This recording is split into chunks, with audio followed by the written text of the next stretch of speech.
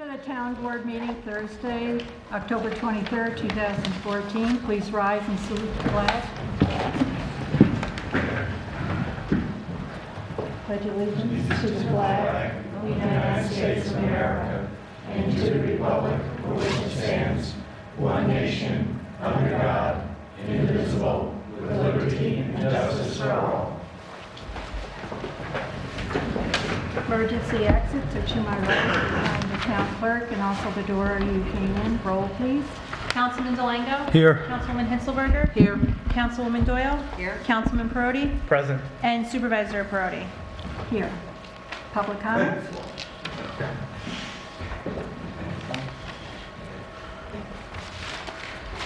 Hi, Gabe Napoleon, Town of Kent, Connecticut. I just want to clarify a mistake I made in today's Millerton News. It was a candidate profile about the current candidate for town assessor. In the beginning, I referenced the former assessor, Ron Gazzoli, and later in the profile, I mixed the names of Wayne Uvard and Ron Gazzoli, and just want to make sure it's clear that any reference to the current candidacy is about Wayne Uvard. So I regret the error, and we're going to make corrections, and that's it. Thank you. Mr. Uvard? Good evening, Wayne Uvard. And Gabe, thanks for straightening that out. Thank you. As a U.S. Navy veteran and a town board veteran, I appreciate our freedom of speech, our freedom of press, freedom of religion, and our right to vote. The right to vote is the foundation of any democracy. Election Day, Tuesday, November 4th, is only 11 days away. This year, when you vote with a paper ballot for governor, senator, representative, etc., please remember to flip the ballot over. This year, there are 5 proposals on the back, 3 from the state and 2 specifically for Amenia voters.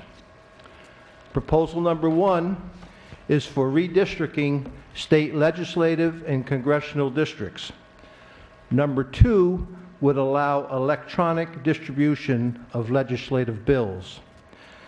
Number 3 is called the Smart School Bond Act, but bonds up to $2 billion scare me. Locally for Amenia, number 4 asks for additional funding for our wonderful hometown library. Proposal number 5, I believe, after talking to many town residents, is a very confusing issue. The sole assessor for Amenia has always been an elected position. Now, 3 members of the town board want to eliminate the elected position to make it an appointed position with someone from out of town. I believe the assessor should stay an elected position, saving our right to vote. If you want the assessor to remain an elected position, please vote no on proposal number 5.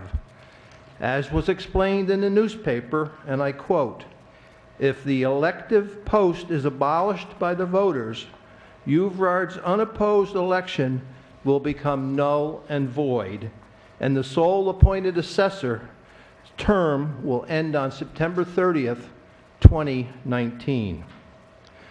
You can go to the Dutchess County Board of Election website to review the sample ballot for November 4th. Please review the 5 proposals and reserve your right to vote. If anyone has any questions on this, please certainly you're welcome to give me a phone call. Thank you very much. Pedro Torres? Hello, Pedro Torres with Silo Ridge. I don't know if any of the members were either viewed or were knew about our last board meeting with the planning board. We discussed the public overlook, and there's a couple of I think we need direction from the town board as to how we move forward with it. And one of the questions is whether we're conveying the land to the town, or whether we're own it and have an easement with the town for access. And we need direction in order to move forward with our application.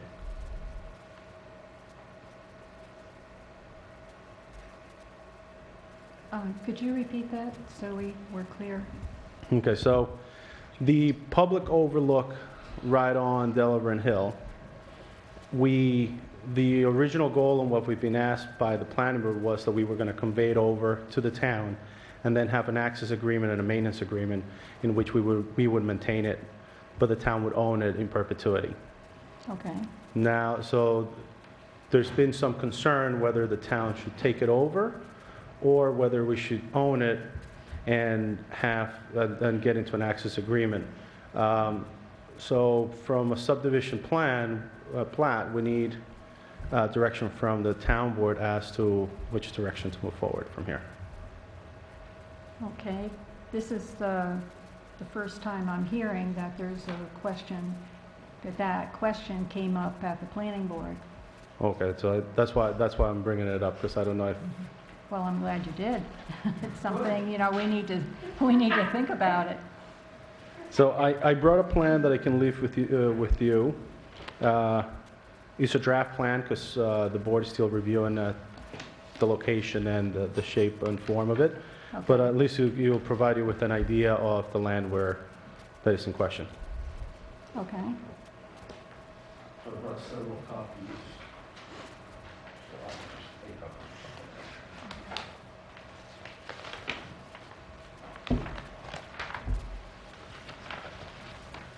Pedro, when do you need an answer by?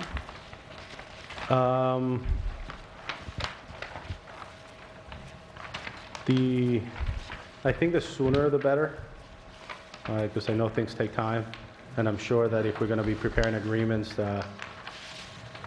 it will take time as well. So from, if we can at least understand the preferred structure moving forward, and, if the town board can start working with the planning board on those decisions, it will be a lot easier for us. We're planning to we're taking all the comments that we received during the public hearings, as well as the comments from the consultants, and we're going to be addressing those and making one more submission, and we would like for this to be part of the submission. And is that at the next planning board meeting? No. So we will be discussing with the planning board during the next meeting certain issues. One of them is the public overlook, as to what should be in the public overlook from a landscaping component and so forth. Thank you. Thank you. Okay, we will, Victoria, I'll just ask a question. Do you have like an official survey map with No, because meets and bounds? no, on we it? would be doing that before the town board would make a decision. But so one of the things we need is whether we have to prepare that in order to deed it over for the town. I don't know, just looking at this, I don't really know where this is located. I don't see anything on this that identifies, the Yeah, we location. can provide you with a lot more detail on it. It's essentially the top of Delaware Hill. It is part of the turn. Yeah, it's, I've actually seen the maps. I've actually been upstairs and seen the maps, and yeah, as you're coming down Delaware Hill, on the left hand, if you're on your left, it'd be like that piece that juts right out where the corner is. That, it would be up in that area. So Or- this will not, by no means, this will be the map. Near This the is just a home. rough draft, so to the extent that the town board had any questions, we could have. Yeah, But because, from my end of it, this doesn't provide any information that I can Correct. even discuss it with the board. Okay. So we would need a more detailed, like a survey map showing, the specific location. Okay, yeah, we would need all information related to this issue so that we can, have a discussion, make a decision, a timely decision, okay. so as not to hold up your application. So in terms of information that we would need, we can provide you with an overall map of the property. We can provide you with the location where the easement is proposed to be, or the easement, or the property that we're deeding to the town is supposed to be. Okay, We don't have meets and bounds because the planning board has not yet determined what the exact area is going to be, but it will provide you with a good sense of where things will be. And also, we can put a summary of currently what we are discussing with the planning board as to deeding the property to the town and then an access agreement as well. Yeah, and maybe something that your attorney can send something over Correct. explaining the situation and, Correct. you know, the And, appropriate maps. you know, in both options, what we have, so that we have all the information in front of us. Okay. Because we'd like to make sure we have everything in front of us so we can make a timely decision on this. Perfect. And this is, the overlook is like right next to where the proposed, like the vineyard and the restaurant would be, or No, the restaurant's way back. the restaurant would be further back? Yeah, so do you know where normally people pull out on top of the hill? The public Yeah. overlook's further forward. The parking is back where kind of the existing tree line on the left before you get to the look, and then you would have to walk out Okay, towards the front. okay. Is the Oh, blue I see. I see what line you're all of talking the about. land to be deeded? That's 1.27 acres. Is that what I'm reading Based correctly? on that, yes. Okay, and then so you pull in, and there's a big parking lot, is that the correct? There'll be 10 parking spaces, all 10 gravel. spaces? Yeah, And then you walk to this far left-hand Correct. portion to look out, Okay, so that's, okay.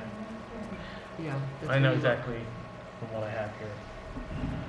and we would have, of course, we're waiting on the planning boards to give us direction in terms of what kind of landscaping they want, whether they want benches or no benches, and so we will have all that for the town board for their review prior to the town board looking to make a decision. But I think what I wanted to bring the issue forward so we can start discussing it, because I know some of the things take time, and I also wanted to make sure that we knew what information you would need. Well, thank you for doing that, so that, we're aware of it, we can get all the relevant information that we need, and we can discuss it. Perfect. Thank you. Right off looking at this, this is a lot of snow plowing, right? In the wintertime, we would have it open 24, all year round. Is that what the planning board is planning, or are they thinking that this would be a seasonal overlook? We haven't discussed that with the planning Okay. board. I think, from what we've discussed, I think it wouldn't be 24 hours. It would just be during the day. And then, Dawn, dusk, like any other yeah. part. and then I don't know about winter either. I think those are the questions that we have. We have to go back and forth. And we just need to work out the details on that. I think we should be. That's a very good point, the snow plow in the winter. It's a lot. But I know DOT wants to close the lower overlook. They're going to be putting a guardrail there. The one that exists now. On the lower Just one. Formally, yeah, close that Yep. off, yeah. Has there been any discussion with DOT on this portion? They're reviewing the plans, yes. I really appreciate you coming to the board early on before anything concrete was decided upon. Thank you. Yeah, we'll be in touch with you, Pedro. Tom Warner.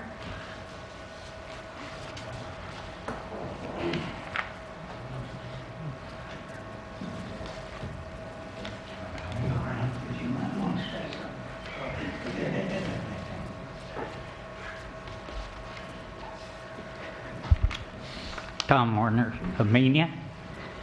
And anytime you use the word park, which has been used quite frequently with this overlook, my hair grows long and part of the problems that he's talking about are going to be solved just with the word park, because no park in Amenia can be open after dark. So that might solve some of your problems. Otherwise, and Pedro at the meeting, public hearing, stated at that time that he was going to do this, and now it's coming to fact. I'd just like to see all the small print. But I'd also like to say that he agreed that it would start prior to any further activity on the grounds. So if we don't want to wait 15 years for the site to be done. Thank you.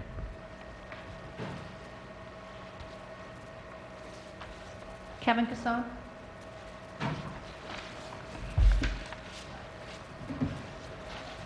Hello, Kevin Casson, Amenia. Quickly, I wasn't even thinking of talking about this, but to Pedro's point, I guess he's got the roads. If you guys want the access, that's just words. If you want to have the land for the town, draw some lines on the map. Give him some starting points so he doesn't have to do surveys knowing they'll be tossed away later. Secondly, vote no on Prop 5, vote no on Prop 5, vote no on Prop 5. I trust 2,100 citizens over 3 politicians. No disrespect to anybody sitting on this current board, but there will be boards 5, 10, 20, 50, 100 years into the future. I trust 2,100 registered voters over 3 politicians. Finally, this Saturday, the Garden Club of Amenia, who does the tours every year, we raise money through ticket sales at the tour and generous corporate sponsorship. Almost every town, every business in town donates money, even outside of the town. Ed Harrington gives a whopping check to us. Trotta's in Millerton, people in Millbrook, we get donations from the greater Amenia area. And we'll be giving away 3,900 plants this year, bulbs. Come to the town hall driveway Saturday between 1 and 4. We had a rain date of Sunday, but I don't think it's going to be an issue. We've seen the weather forecast and it should be nice. If any of you have done this, who have participated, we have one request. Put half along the roadsides. The whole point is to beautify our town and all 5 hamlets in Amenia. We're giving it away. You can plant half of them in your backyard, wherever the heck you want. We just ask that half are either along the roadside or visible from the road. Maybe you have a hillside property and they're visible from the roadside, which I don't think is much to ask considering we're giving you something for free. And also, come early. If all of you who have participated in this before, oh, and especially our volunteers, I really want to, in fact, the volunteers can even call us at 789-1026.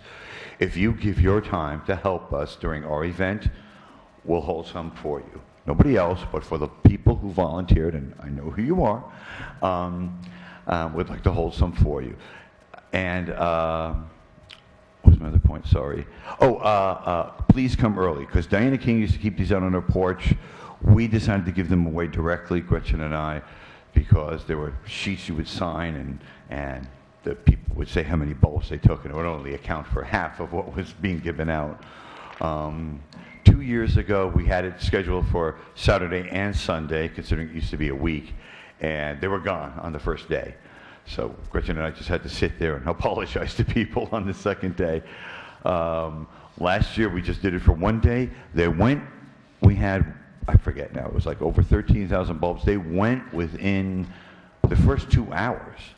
So please come early. If you want to get them, we're happy to give them away. There's no limit except your back and your digging arm. But please come early if you want them. Volunteers can call me at 789-1026. That's 845-789-1026. If you volunteered, if you gave us your effort and your labor, we'll hold some for you. And please come this Saturday, 1 to 4. Thank you so very much. Bye-bye. What kind of bulbs, Kevin? Oh, thank you, Vicki.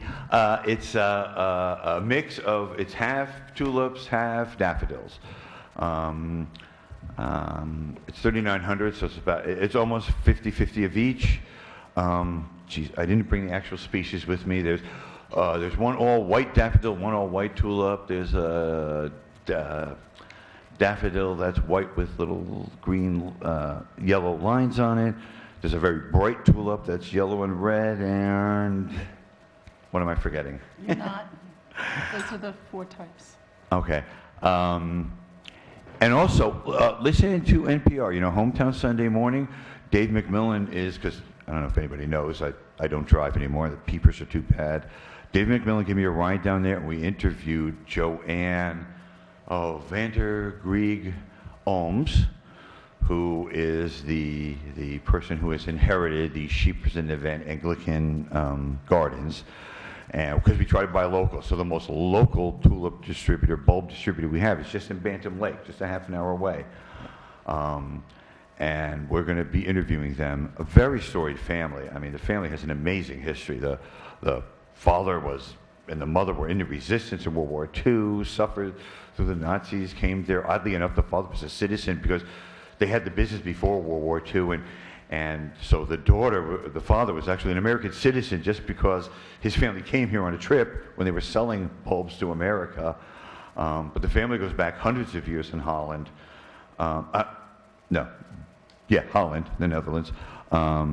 And it's a very interesting story, and there are going to be interviews on NPR about this very sort of storied family, local business people who have done good. You know, the classic American story. Immigrants came here, did good. And so please listen to Dave McMillan's show, which basically promotes every charity in town, from pancake breakfast to anybody who's doing anything for charity. You know, NASCAR Dave gives, on Hometown Sunday Morning on Robin Hood Radio, NPR, gives everybody a good shake. Thank you so very much. And that's it for public comment. Building department report, we had a building department report. I don't believe there's anything to add to last month. No, the only thing I'd like to add with the building department report is the change of the hours.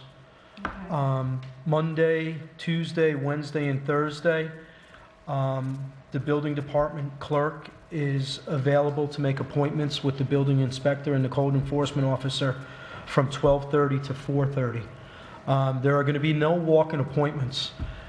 Basically, from 12:30 to 4:30, Monday through Thursday, you go in, you speak with Katrina, you make an appointment if you have to speak with the zoning administrator, and she'll get you on the list. So that's basically the only thing that I have. Town clerk. Good evening. I'd like to report the minutes of September and October to this date have been circulated among the board. I received a notice that from the United States Department of Homeland Security that for U.S. citizenship and immigration services, we have an office that's open in Newburgh at the Armory United Center. We have a flyer that's posted outside on the bulletin board for those that would like to seek additional information.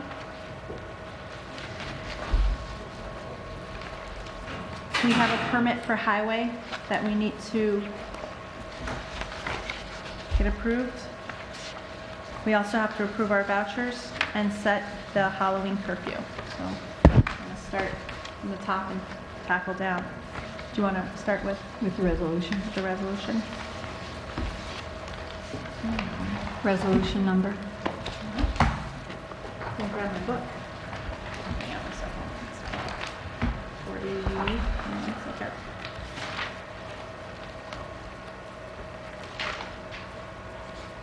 Skip the number. Keep going.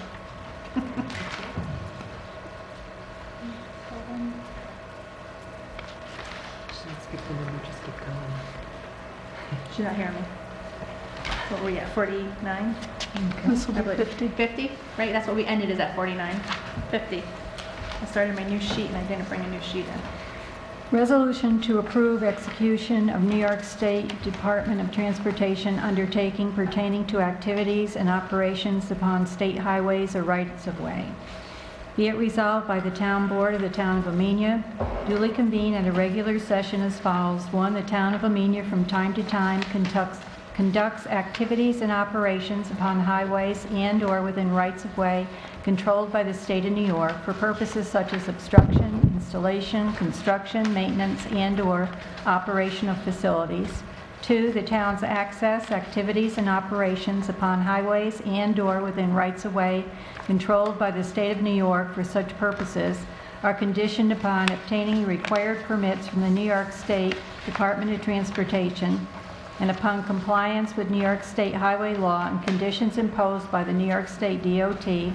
And 3, the New York State DOT has made available to the town its New York State DOT Perm 1 form entitled Undertaking for the Benefit of the New York State Department of Transportation in connection with work affecting state highways for use by New York municipalities and federal agencies, providing that such undertaking shall be applicable to all permitted activities and operations undertaken after the date of its execution and work initiated while such undertaking is in effect, that such undertaking, unless rejected or terminated, shall have a term of 20 years and shall be kept on file by New York State DOT to facilitate the issuance of future permits to which it will apply. And 4, based on the foregoing and after due deliberation, the town board has determined that it is in the best interest of the town to approve the town supervisor's execution of the New York State DOT Perm 1 undertaking in the form attached hereto, and Town Supervisor Victoria Perotti is hereby authorized to execute said New York State DOT Perm 1 undertaking. The foregoing resolution was made by... I'll make that motion. I'll second it. with all councilwomen and councilmen voting as follows. Supervisor Perotti? Yes. Councilwoman Doyle? Yes. Councilwoman Hitzelberger? Yes. Councilman Perotti? Yes. And Councilman DeLango? Yes.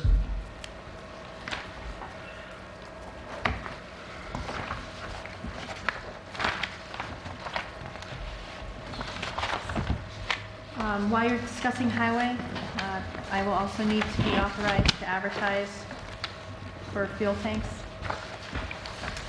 I've received from Morris Associates the bid package, and I just need to be authorized to go ahead and place that in the Millerton News and the Poughkeepsie Journal. Okay, make a motion to authorize the town clerk to advertise for bids for a fuel pump system for the highway garage in the Poughkeepsie Journal and the Millerton News. Second.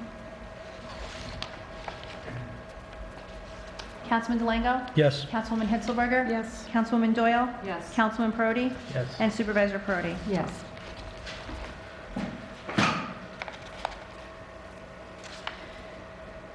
Well, with Halloween right around the corner, usually the town board sets a curfew, if you'd like to, And last year was 8 p.m. 8 p.m.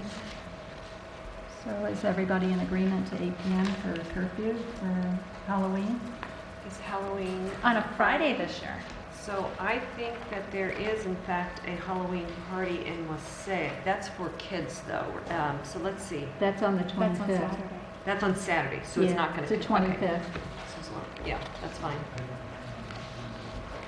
I mean, it's up to you. You get to pick No, the 8 time. p.m. seems to work. I Yeah. mean, we haven't had any. I'm pretty Pushback 8 p.m. from spot by me. So would someone like to make a motion? Is there an age limit on that? Probably 18. Historically, no one's made that comment. I looked through the minutes, and historically, the board's just made a motion to go ahead and set a curfew. So everyone, all people of the town have to be inside by No, we're 8? talking about Like the children. trick-or-treaters and the young children. Well, do you want to make Do you an want to age do 9? Maybe we should put an age. Just put an age, 16 and under without accompanied by an adult or something like that. There you go. Pretty simple. Do you want to make that motion? I make that motion. To I'll make the second. curfew 8 o'clock, 16 and younger must be accompanied by an adult. I'll second that.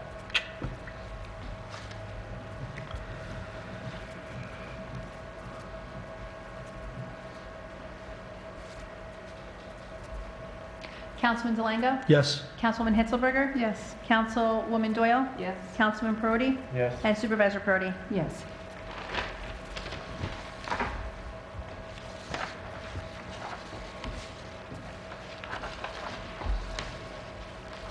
The preliminary budget number 2 has been circulated among the board. It's in this evening's packets. The town clerk's office has received this from the supervisor today. Copies are available during regular business hours of the town clerk, should anyone seek a copy. And would you like to? Do you want to scan that and email it, or can put it up on the website? Sure.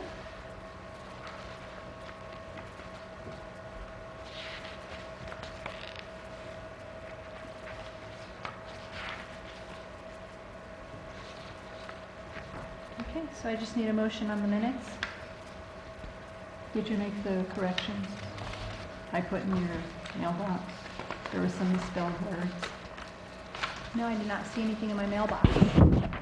I put it in there. Okay, so do you want to wait until the next meeting? Yes. So everyone just keep those and then I'll email the changes because I'm unaware of them, so I can't share them with everyone. without Unless knowing someone them. else picked your mail up for you in your office. Okay. How about vouchers? Would you like to approve the vouchers at this time? Sure.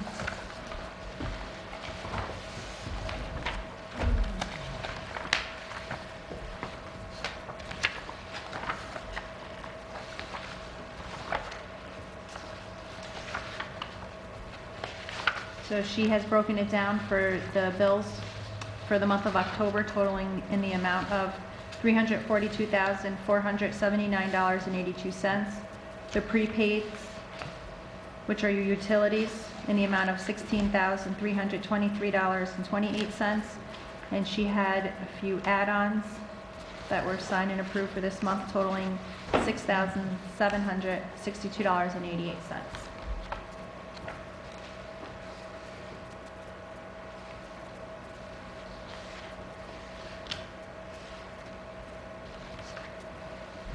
I'll make a motion that we approve the vouchers that total $342,479.82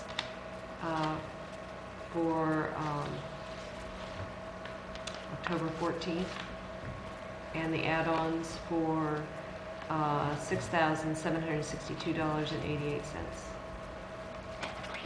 And the prepaid, I'm sorry, that's not included in those other totals. No, So she has them all listed out separately. Okay, so, and there's prepaid vouchers in the amount of $16,323.28. I'll second that. Councilman Delango? Yes. Councilwoman Hitzelberger? I'm going to abstain. I just got this information tonight. It was emailed earlier. Councilwoman Doyle? Yes. Councilman Perotti? Yes. Supervisor Perotti? Yes.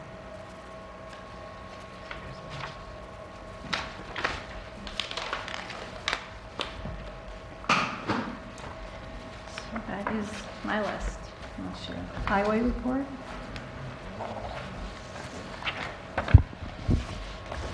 Yes, the Highway Department received a DOT permit today to take out the sidewalks on Route 44. Took quite a while to get it, so that resolution that you just passed, that's going to be nice. So hopefully either tomorrow or Monday I'll go talk to the property owners there and let them know that we're going to be taking them out. Monday we removed that tree up on top of Depot Hill, Hilltoppers, the big maple, and it was bad. It was very bad. It I have was some hollow, pictures. wasn't it? Yeah, it was hollow. Yeah, so that was a Good decision. good decision. Yeah, I saw the pictures, man. Yeah. It was very hollow. Very scary. Yeah, and it was up there maybe 15, 20 feet, so you really couldn't see it. But she was bad. And that's about all I have. So that was Lee's Trees that took that Yes, down? they took it down. Took us the day. Yep. Everything went pretty good.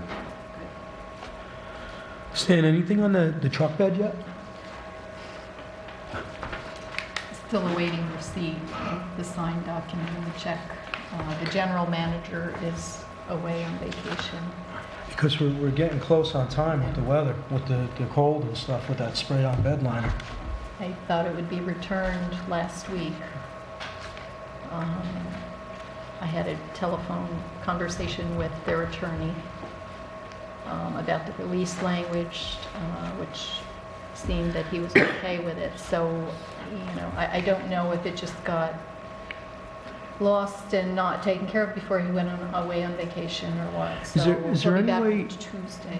I mean, this work has to be done to this truck. I hate to get into the winter and not get it done, and then the salt eat up where there's no paint in anywhere. Is there any way we could get it to schedule before we get that? I mean, we have to do it anyway. Yeah, why don't you see if you can get an appointment or get a time set up to do Okay. it before he gets, booked with other things? So at least you have a time there. Right. I mean, you could go ahead and approve the work to be done at the estimate cost regardless, because if this settlement fell through, you're going to want. We your still truck have to do it repaired. anyway. Yeah. The issue is just how you want to work the finances of it unless and until that check comes in. Well, let's get it done. So why don't we just approve the expenditure, what was it, 1,038? It was a little over 1,100, I think. Was I it? don't have was it with trying to me. remember. Yeah, it was between 1,100 and 1,200. Yeah, it needs to be done, that's for sure. Yeah, you gotta get it done. Well, do you want, well, why don't we authorize the expenditure to, so Stan can get an appointment and get the work done? I mean, I think you're going to want your truck repaired either way. Either way. You have to For get it taken care of. based on the amount that we're to receive from Rhinebeck Ford. Now make that motion. I'll second it.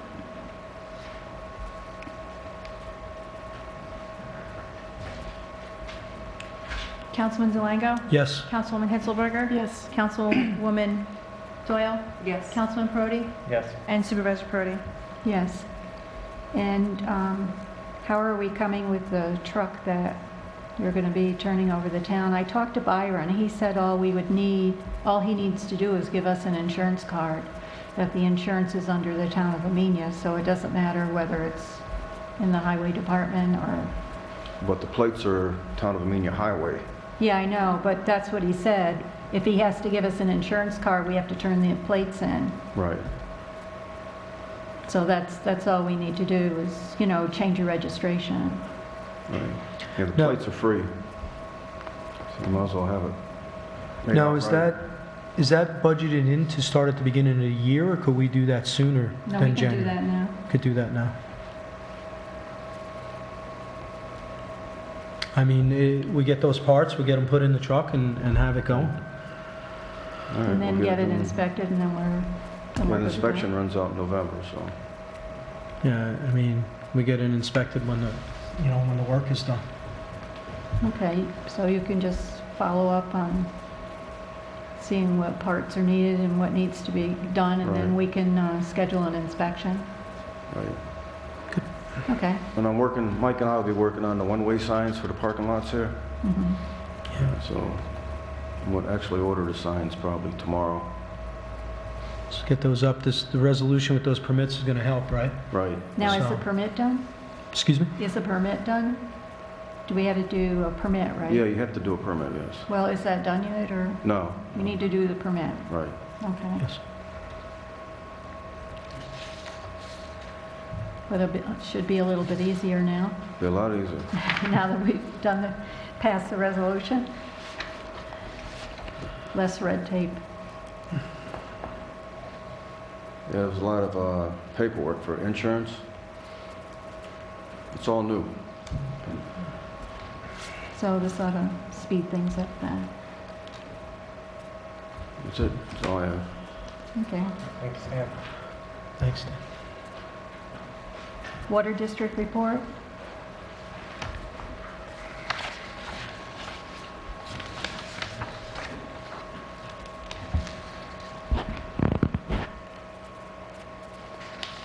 The committee met, Board of Committee. We met on October 8th, and we just had two issues to discuss. One was that we had a problem with the hand meter, so the bills went out later this quarter. Instead of going out on time, by now everyone has received their water bill. And if they haven't received their bill, contact the town hall. And the second item we went over was for a project at wells 4 and 4A at LaValle Road. We would like to put a small gravel footpath and a small road at the site. And we also would like to install replacement valves for the plant. We request for a separate bids to be sent out, one for the landscaping and the other for the valve replacement. At the present time, there's no decision made whether we're going to go ahead with this project or not. We would like to see how much it's going to cost and if it's feasible. And that's all. Everything's been running smoothly. Thank you. Any questions? No, I just, we discussed Lavelle Road, and I've sent in a letter to the DEC asking for a modification of the existing permit and also an extension. So I'm just waiting to hear the response from that. Okay, fine. Thank you. Grant report?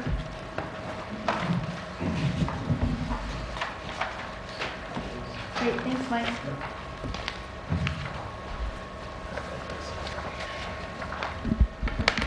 Hi, Mike Haggerty, grant writer. Since the last meeting, I was focusing on completing the community development block grant for the proposed sidewalk extension project on Route 44. I spoke to Dutchess County and to the supervisor about how to go about conducting an income survey, because the area is, at one time Amenia was entirely, the whole town was considered low to moderate income. It is not that case anymore. That part of town is not low to moderate income, so we had to do an income survey of the target area. So I looked at the county's website, talked to Ann Saylor at Dutchess County. We identified 30 parcels in the target zone. There was 13 apartments and 16 single-family homes. So over about a week's time, I went door to door and I got surveys from Dutchess County that had the latest family income thresholds that, you know, depending upon family size and income, to determine what the family income was, whether or not they were low to moderate income. So I was able to get 25 participants, and 17 of those were low to moderate income. I included that with the application, so I believe it is qualified. Dutchess County is reviewing the application. It is complete because submitted the resolution, the application, the income survey. And maps. And maps. We had a cost estimate done. So I think it's a good project. It's in keeping with the town's comprehensive plan goals and the Hamlet plan. And we brought that all out. It was even nice in the resolution and in the minutes that it said the whole point of this is to make a more walkable community. And I think that was the theme of the application, so I'm hoping we'll be successful. We should also find out soon whether or not we were successful with our state grants, because we were told when we applied that they would make a decision in about October, so I'm hoping we'll hear soon. And the fact that we haven't heard, I hope, is good news. We did apply to New York State for 2 grants to cover the other part of this grant. It's a $230,000 project, so hopefully the state will pay for some and the county will pay for the bulk of it. And then I'm also working with Leo Blackman and Rudy Eschbach to come up with a more realistic estimate and budget for the kitchen project. There's been some back and forth on that. Leo has some ideas, and so we're trying to come together. I'm going to try to get a meeting together. I've been just exchanging phone calls with Evie, but hopefully we will have a meeting, because I'm putting together some proposals to M&T Bank Foundation and doing some research to identify possible other funding sources for the town. And then... Excuse me, Mike, you don't anticipate that being done before the end of the year, do you? The kitchen? Well, hopefully we'll have the budget done. Yes, I would like to have the concept plan completed to have... I mean the whole project. You don't anticipate it being finished by the end of the year? I don't think realistically it could be, really. Okay. No. Thank you. I think we're in the planning stages. I mean, that's something... Well, yeah. I think they said it would only take a couple of weeks to do... Yeah, the actual... to do the actual work. I think we have to come to an agreement amongst ourselves. You know, it has to be planned out. There's no funding really right now to do the project that I'm aware of. So, and that's kind of... And Leo has donated his time and his resources Yes. from where he works to help us, you know, free of charge, so I'm fortunate for that.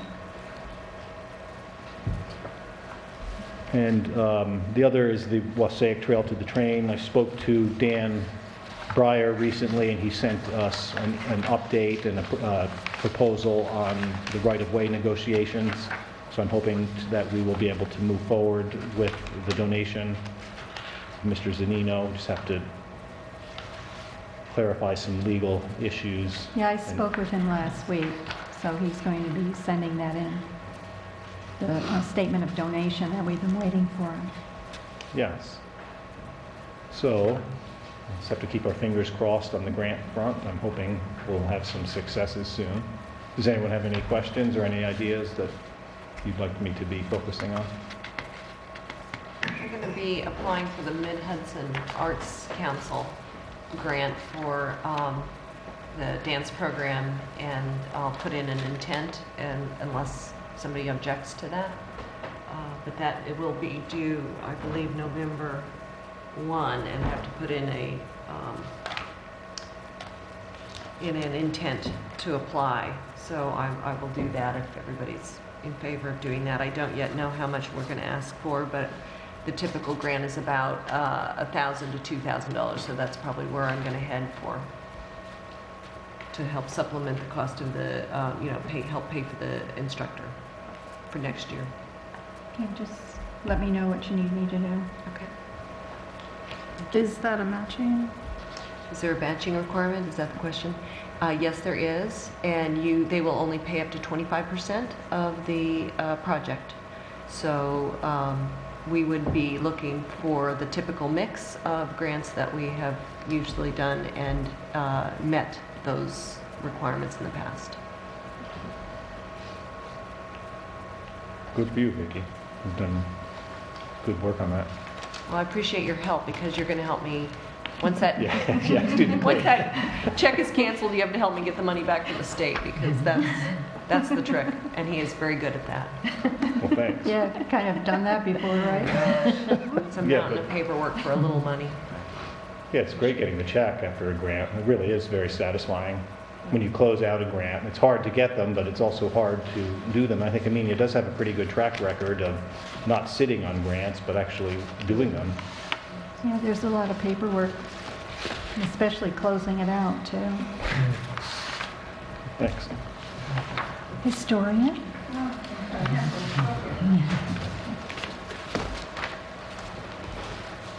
do 113.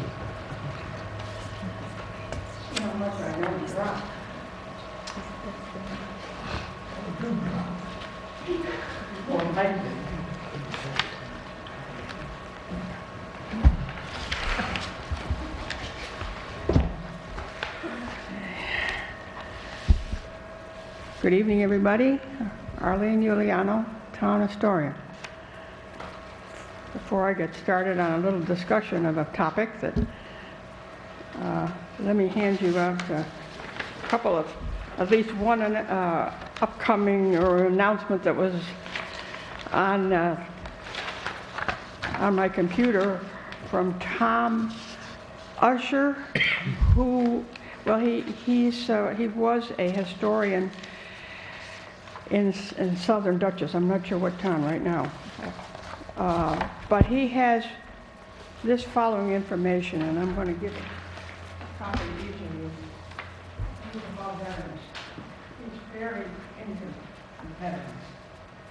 Rightfully so.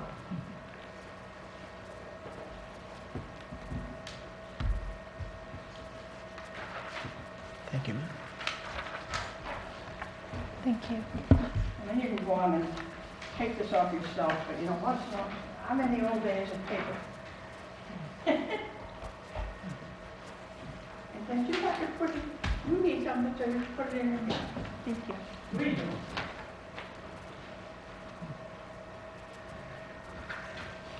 I will read this one.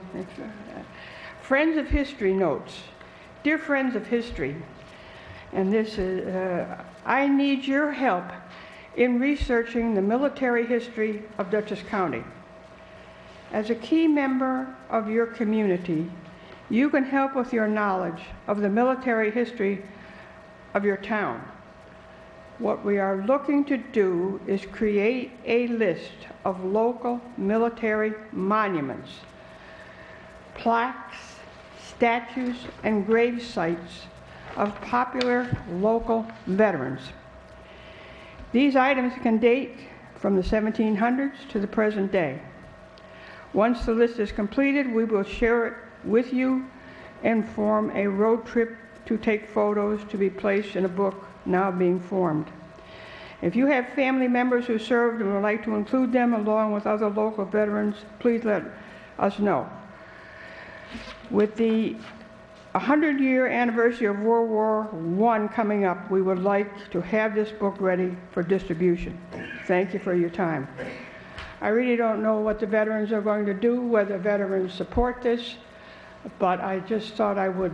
There was a little article in the Poughkeepsie Journal, I think it was yesterday, referencing this particular memo. But if this is something that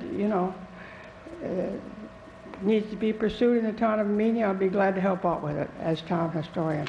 Okay, but. Then there's also an upcoming event at the 1770 Graham Brush House in Pine Plains on November 5th and the 7th. You can go online and find this one out yourself.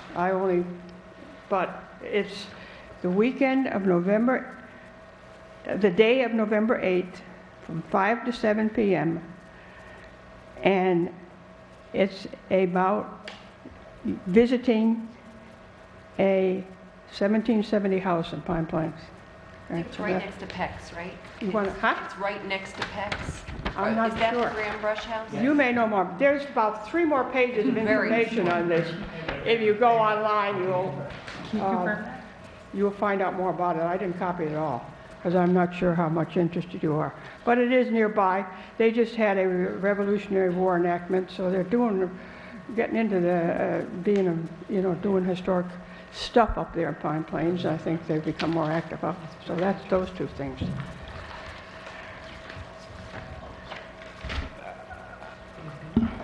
Otherwise, I wrote an email to Victoria. And she said I can come on and talk about this. Well, it's very timely. Huh? See how very well, timely. See how well I do.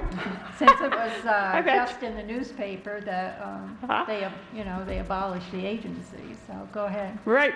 This was on Tuesday in the Poughkeepsie Journal. There was an article on Como N's 30 ghost authorities. I didn't have this paper. This was brought to my attention, so and included in the list is an agency known as the Town of Amenia Industrial Development Agency.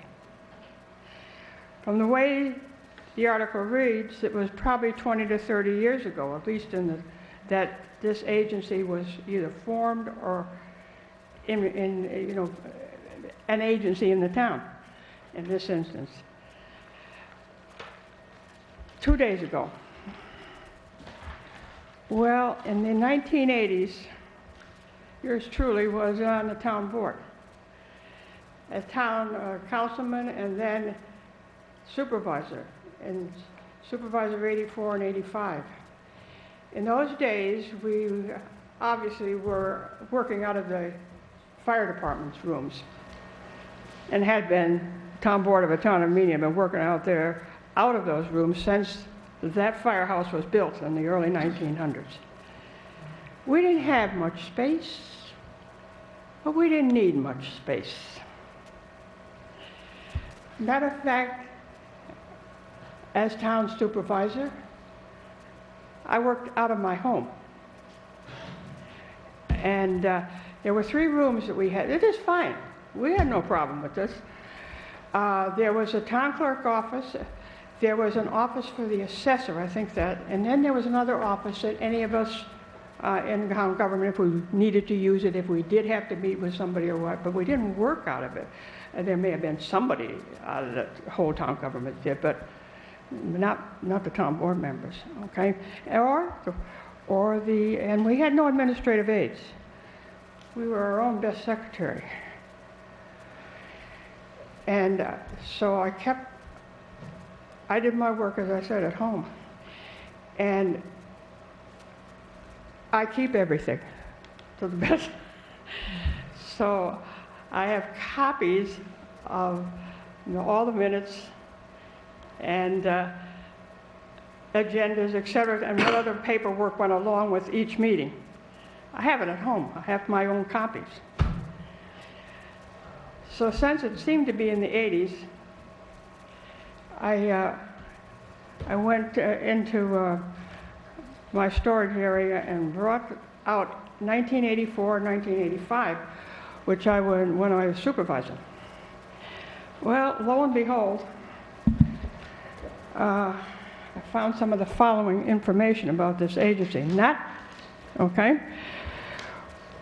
First of all, it was apparently an agency that was established in the 1970s. Now, it could be before that, but from material that I have,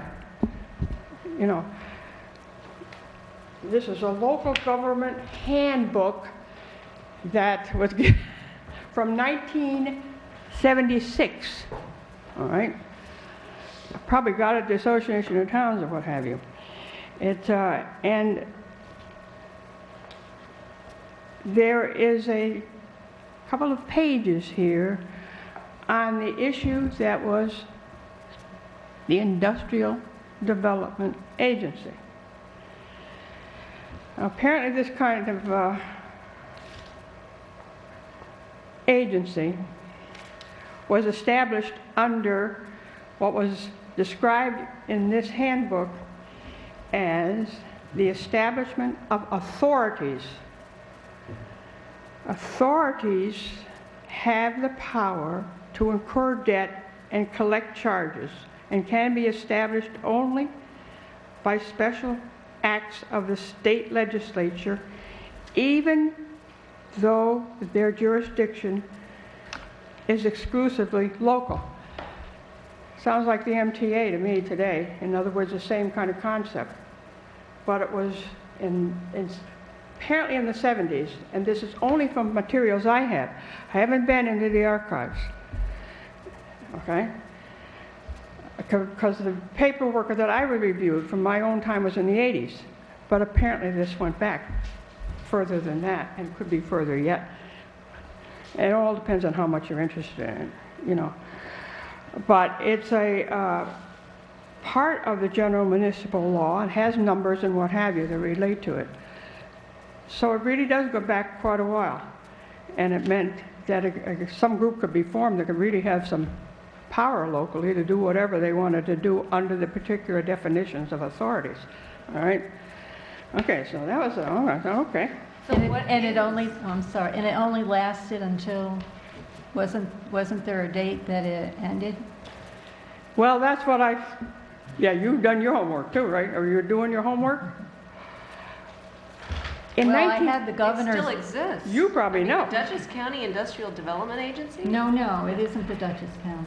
Industrial Development Agency. Industrial Development. It's not That Dutchess was what it was County. called. And Town of Amenia. It was the town of Amenia. And the town of Amenia. In 1985, when I was supervisor. Now this is, I got a letter from our attorney, Bernard Kessler. You're going to get the whole history thing here. You're all up to sitting through some of this. Bernie wrote me and said, and this was dated July 23rd, 1985. I had a call today from the Legislative Office Building in Albany, New York, with respect to the IDA in Amenia.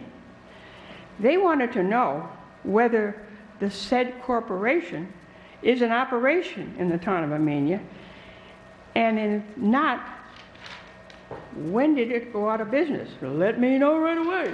All right. Town clerk did research on this one. from what I can tell. Now, I went through the minutes of 1985 to the best of my ability, and there's a lot of minutes. I didn't see anything mentioned in our minutes during 85 or 84 about the IDA. That doesn't mean, I could have missed, but apparently, when the town clerk, that's all right, leave it, I'll get it. It's going to fall off of here. It's too, Apparently, there was an industrial agency in this town in the mid-70s. There was an appointment, this is made on May 8th, 1975, and expired in December 31st, 1976. This is on a memo from the then town clerk, who was Fay Barlow, to the best of my knowledge. Well, I know it is, okay? If you're interested, you want to know who was on it. Hugh O'Hanley was the chairman, James Murphy, John Desmond, DeLoss Luther, and John Segala. I think is DeLoss alive? He may be the only one. Then the note following this particular research by the town clerk was that no mention in the minutes that this agency was reappointed. So if this is a valid document, and you can look in the archives, the letter was dated April 13th, 1978 by the then town clerk. Okay? But since it So wasn't... if that's valid, huh? Yeah, since it was expired, when the governor's office called me and asked me about it, I told them, no, it's no longer in existence. Yeah, in Amenia, well, you're right then. And whatever you were going to do, you can go If you ahead need and do it. documentation, But there was further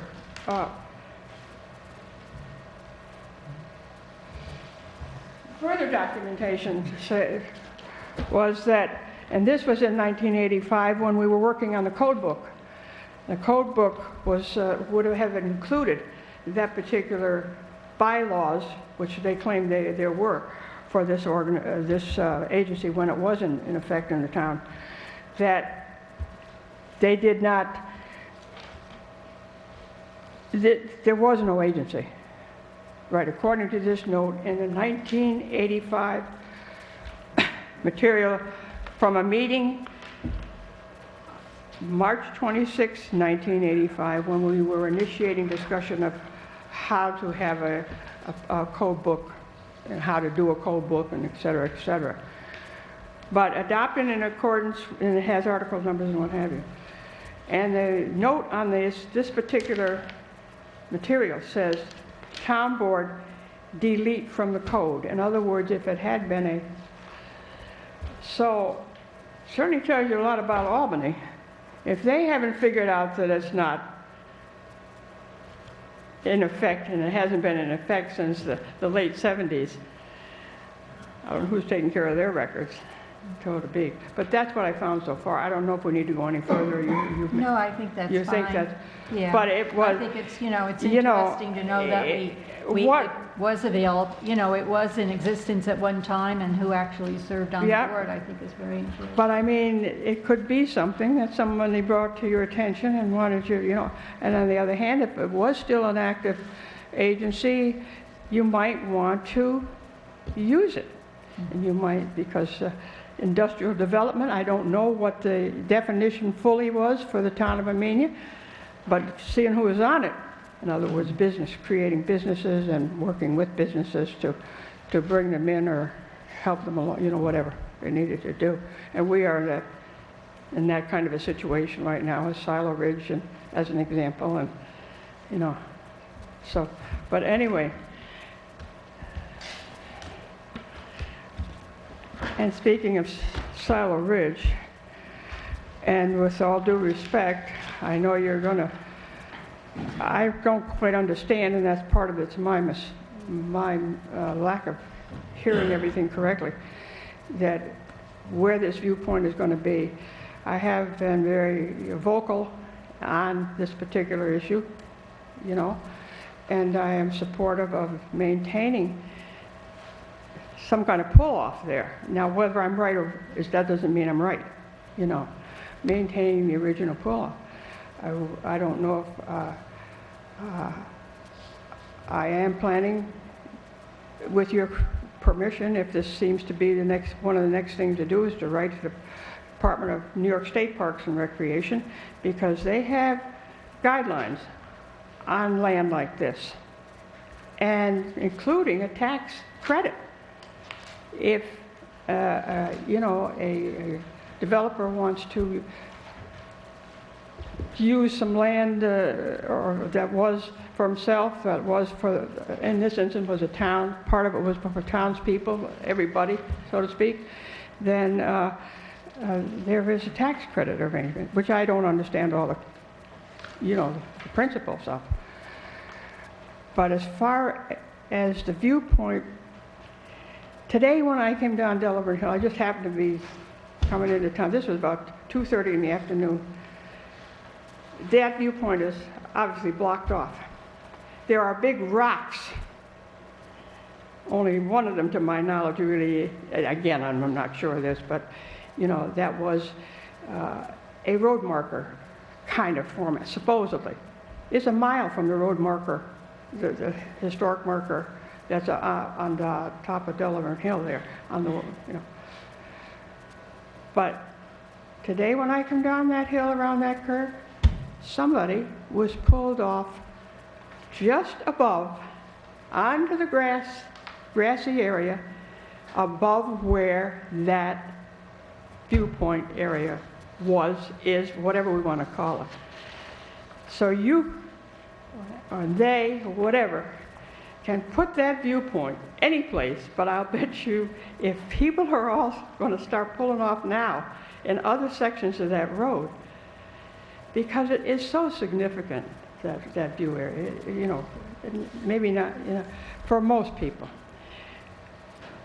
You can maybe put a viewpoint anyplace else, but they're going to pull off the side of the road, right up there, because that's where you see that whole panoramic north, northeast, east, and south view. I think Pedro said that they're going to put a guardrail there to prevent people from pulling off there. So all around the curve? That's what I understood tonight. Is that what you Yes, see, I didn't hear. Yeah. All around. This was above the curve. No, just the area. lower. The lower part, you know, as you're going around the curve. You know, it's not, not at the viewpoint. It was all, was it possible for me, what more can I do? I know you're going to be talking about it. You all got your own ideas. Obviously, we all do. Well, we have to get we don't have all the information as, you know, whether or not the town's going to take it over or, you know, what we're going to do.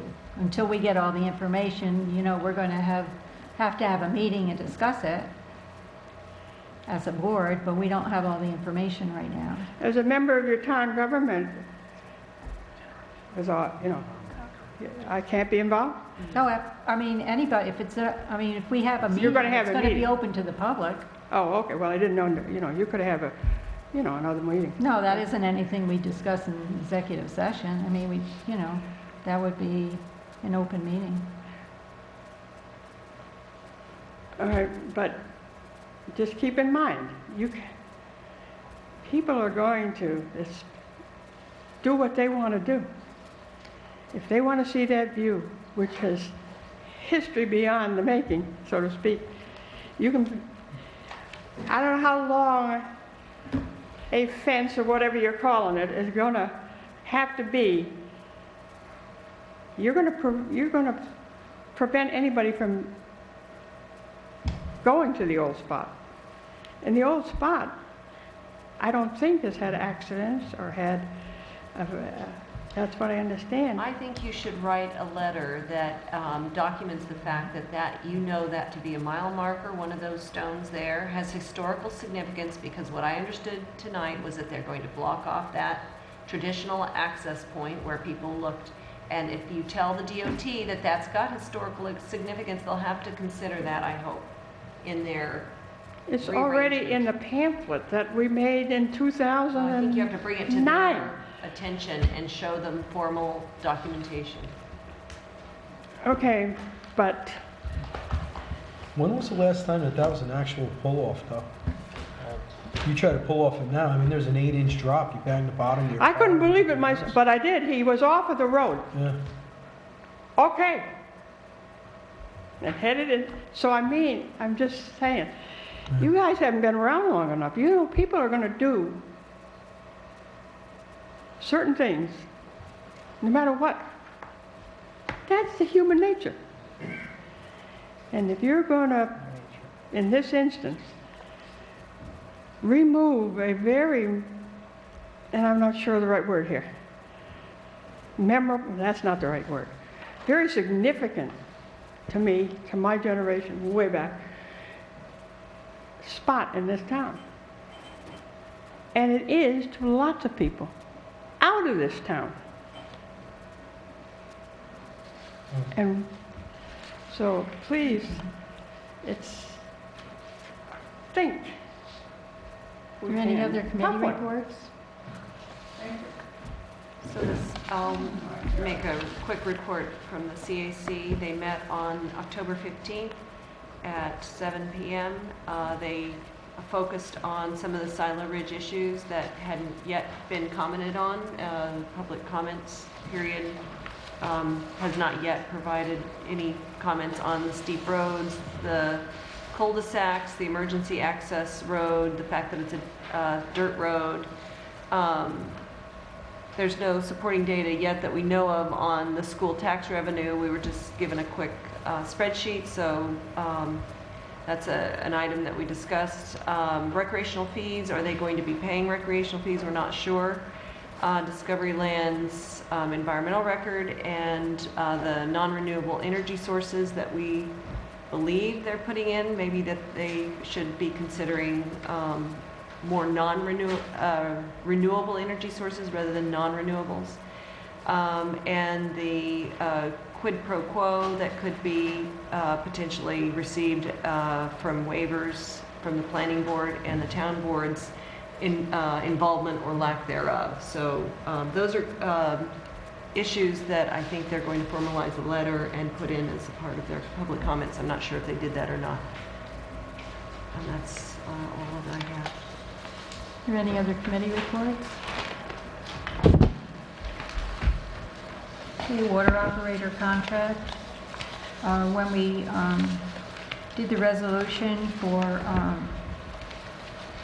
to extend the contract between the town of Amenia and the water operator, we did it originally through the old company that apparently the insurance had been terminated, so we need to redo the extension resolution. Do we have the insurance? Yes. You've seen it? Yes. Dawn has it. It was sent to her so that she has it on file. Resolution 51. Resolution to approve and execute agreement between the town of Amenia and Single Entry Business Intelligence LLC for operation and maintenance of town of Amenia water facilities for the term of October 6, 2014 to November 5, 2014. Whereas the town of Amenia entered into an agreement with Natural Water Services on or about September 25, 2009, pursuant to which NWS agreed to render services to the town for the operation and maintenance of the town water facilities. Whereas said agreement with NWS was for the duration of 5 years, commencing October 5, 2009, and ending on October 5, 2014. Whereas the president of NWS, Marco D'Antonio, is also the president of Single Entry Business Intelligence LLC, SCBI, and SCBI has indicated its desire to undertake and render services for the operation and maintenance of the town's water supply facilities during the interim period of October 5, 2009 and ending on November 5, 2014. Be it resolved by the Town Board of the Town of Amenia, duly convened at a regular session, that based on the foregoing and after due deliberation, the Town Board has determined that it is in the best interest of the town to contract for the continued operation and maintenance of the town's water facilities for an interim one-month period from October 6, 2014 to November 5, 2014, as more particularly set forth in a written agreement between the town and SCBI and as annexed hereto. Yet be it further resolved that based on the foregoing, the town supervisor, Victoria Perotti, is hereby authorized to execute said agreement between the town and SCBI as annexed hereto. The foregoing resolution was made by, I'll make that motion. seconded by, and voted upon with all councilwomen and councilmen voting as follows. Just a second, Victoria. I think,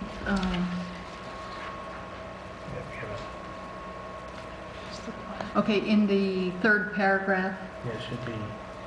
yeah, the October 5th, which is 2014. 2014. The 2009 was the original. Should be October 6th, right? No, it's the interim. Right. The interim October is the 6th. 6th. Yeah, October 6th, 2014. That's correct, to November 5th. Yeah, so you have to correct that third paragraph, the It's last in line. 2009. It says 2009. Okay, so the 6th of it, okay. Right here. It should read October 6th, 2014. That's all right. Okay. That was the date on Oh, the yeah, original I was like looking at it. contract. Okay. Weird. Okay, the corrections are noted. Supervisor Perotti? Yes. Councilwoman Doyle? Yes. Councilwoman Hitzelberger? Yes. Councilman Perotti? Yes. And Councilman Delango? Yes. Okay, the water operator contract.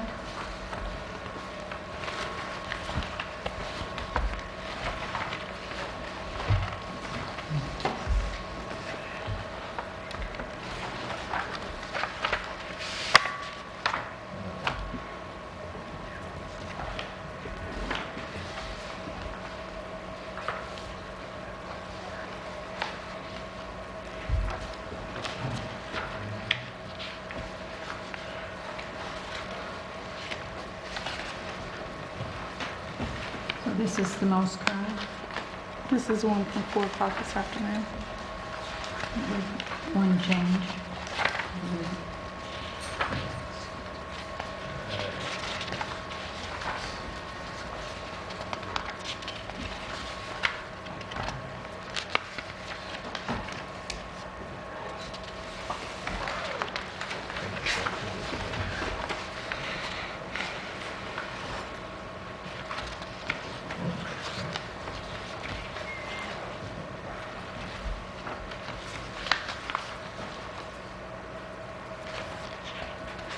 Does anyone have any comments?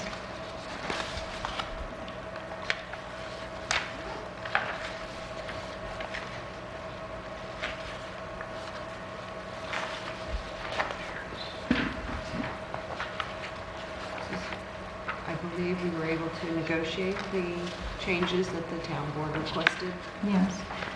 successfully. Yeah, the only issue was in that paragraph 2A, which essentially pertains to the additional services over and above what's included in the base compensation.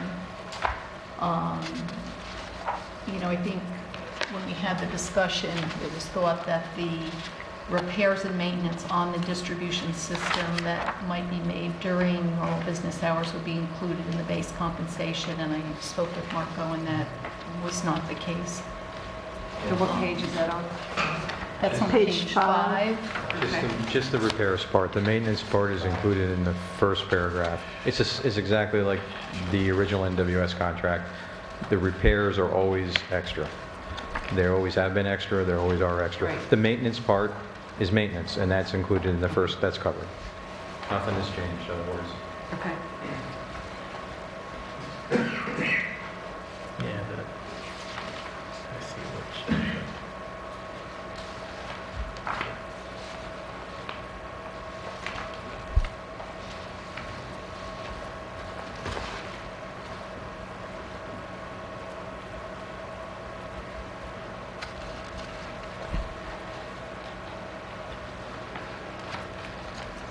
Marco, what's the difference between a maintenance and a repair? I guess that's what I'm hung up on.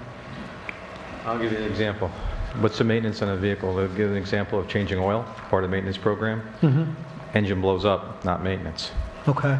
So water main maintenance would be equivalent to that, would be valve exercising, hydrants, things like that you would normally do. Those are maintenance. Repair, water main blows up. It cracks, water line. Valve's not accessible. Valve freezes, breaks, not freeze as in freeze, winter freeze, but... I mean, the brake rust. part I kind of have. What's the maintenance part? The maintenance part would be the valve exercise and the... Making sure the valves turn. To make sure the and valves stuff turn, like if that. they don't Okay. turn. Also the fire hydrants, making sure that you're exercising the fire hydrants and when you're flushing the water mains. Those are normal maintenance. That's the only thing that's required for maintenance. There's nothing else. Everything else would be a failure. Okay. Or upgrade. We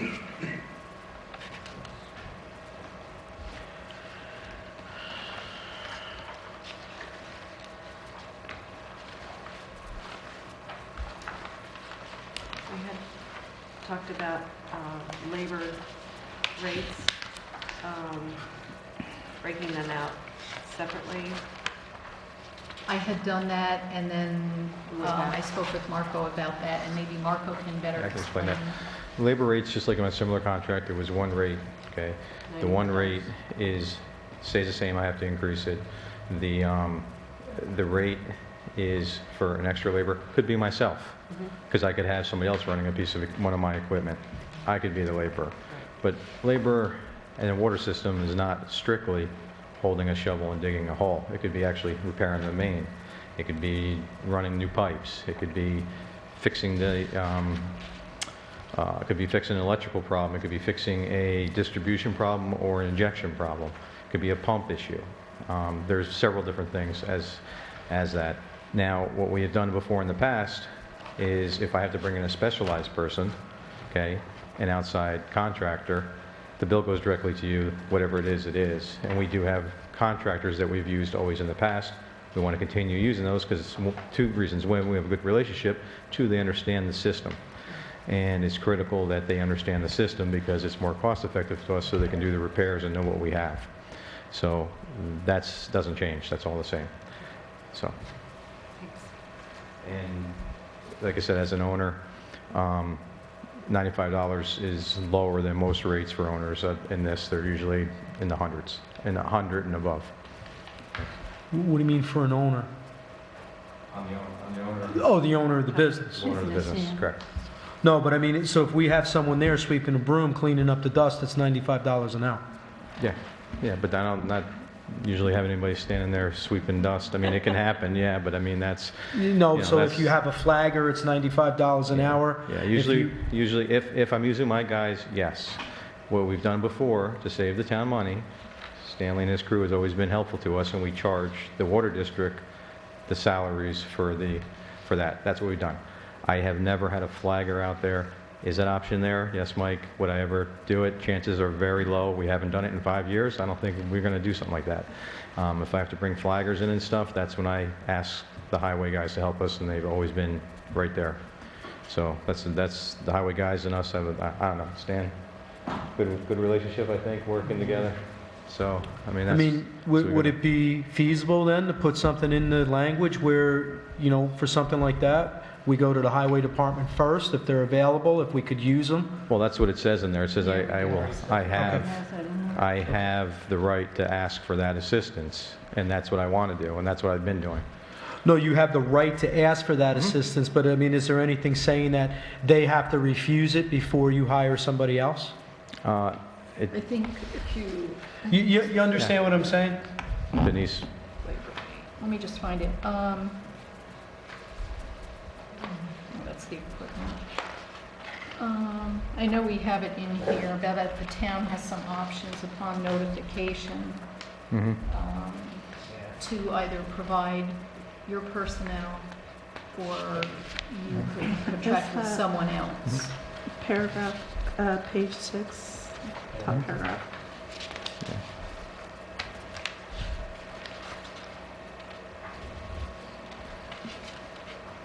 Well, I think this is talking about the equipment.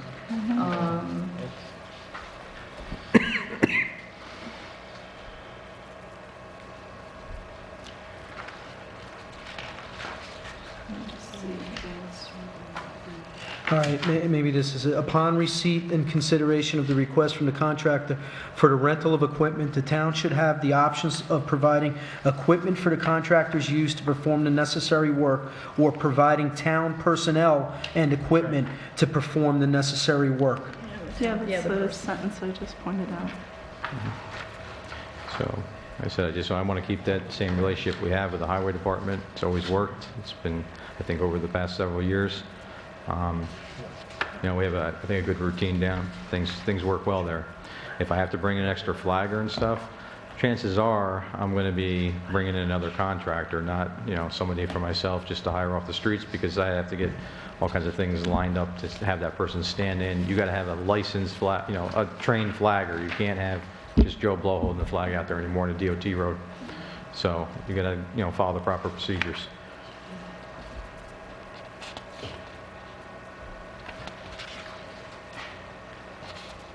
I just want to make sure the board is clear on page 6 under the labor rate, where it's referencing other specialized services necessarily engaged to properly maintain and operate the town's water facilities and/or for emergency calls requiring immediate response. And it gives an example of electrician, plumber, pump specialist, etc. That shall be arranged by the contractor and shall be billed directly to the town by the specialist engaged. But except in emergency situations requiring immediate action on the part of the contractor shall submit an advance written proposal to the town supervisor for additional charges to be incurred over and above the contractor's base compensation pursuant to the agreement. So, I just want you to be clear on the direct billing to the town, but unless it's an emergency situation, Margaret would be contacting the supervisor to advise you first. In the past, we've done that before. I think Victoria's witness to that.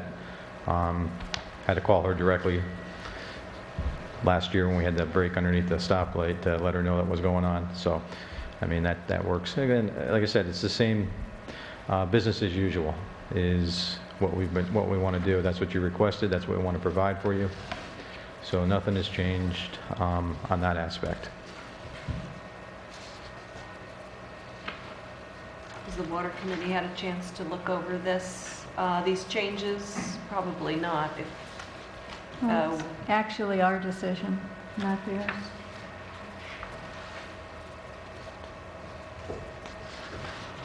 And I see it's down to a 3-year contract rather than a 5-year.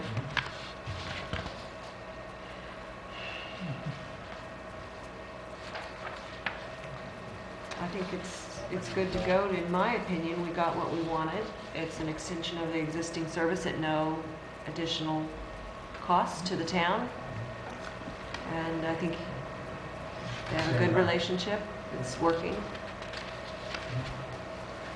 I'll make a motion that we accept this contract that would be in force for 3 years at the same terms that we've had at $30,000 a year.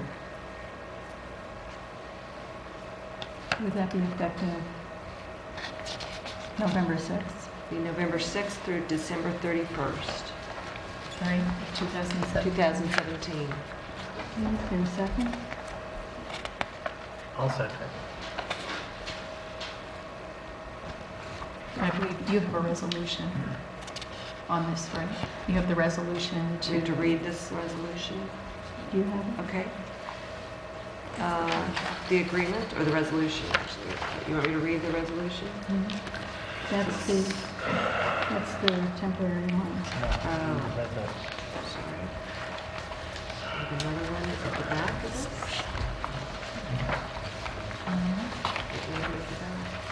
Separate resolution. You have the resolution? Did you send it Yesterday. back? You have the contracts. I don't see a resolution here. Oh, yes. Oh, no, that was the highway.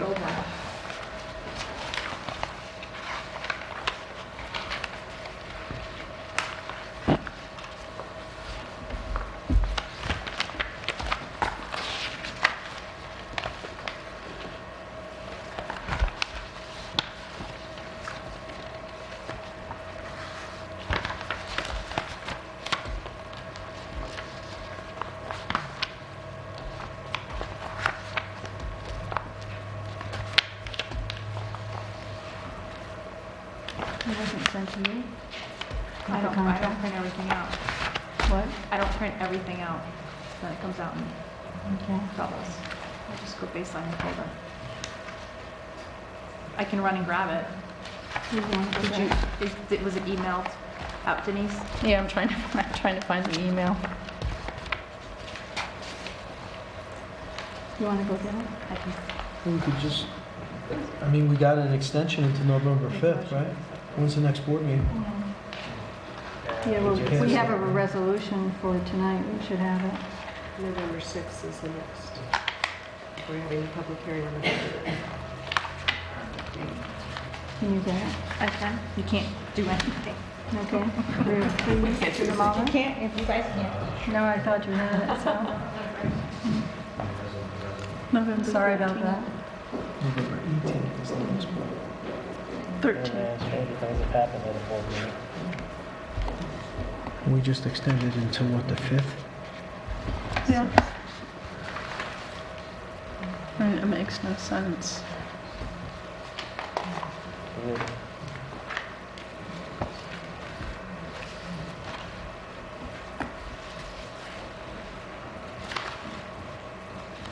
Now for the tree replacement, is that the auto insurance will pay for the fellow who, No, yeah, that's We- a dollar deductible.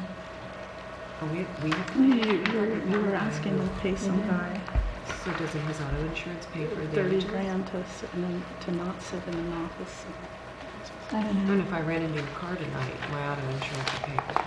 No, it's no fault. It's a no fault. Byron thinks we have to pay for it? Did you guys see it? I didn't get it, Denise, and I printed out everything you sent. I didn't see the resolution to accept the contract. Yeah, did I not attach it? I know I did. I remember thinking I thought it was good because we didn't get it till late, and I was like, oh, cool, we don't have to go through it till next meeting. It'll give me time to review it carefully.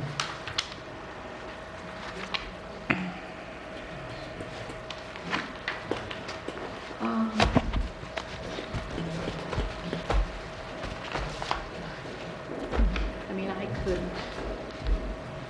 I could go have my neighbor email it. but- Yeah, it's not there.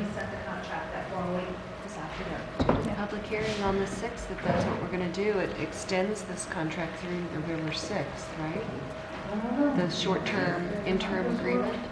So November you're 6th, we're having, well, that's what I penciled in. If we're wasn't meeting on sent the to me. 6th, let's go ahead and do it then. That's, I mean, we're meeting on the 6th, Well, right? that's what I penciled in. Yeah. Okay. Let's just table We're it. meeting on the 6th? Yeah, I guess we're meeting on the 6th. Okay, good to know. We'll table it to the 6th.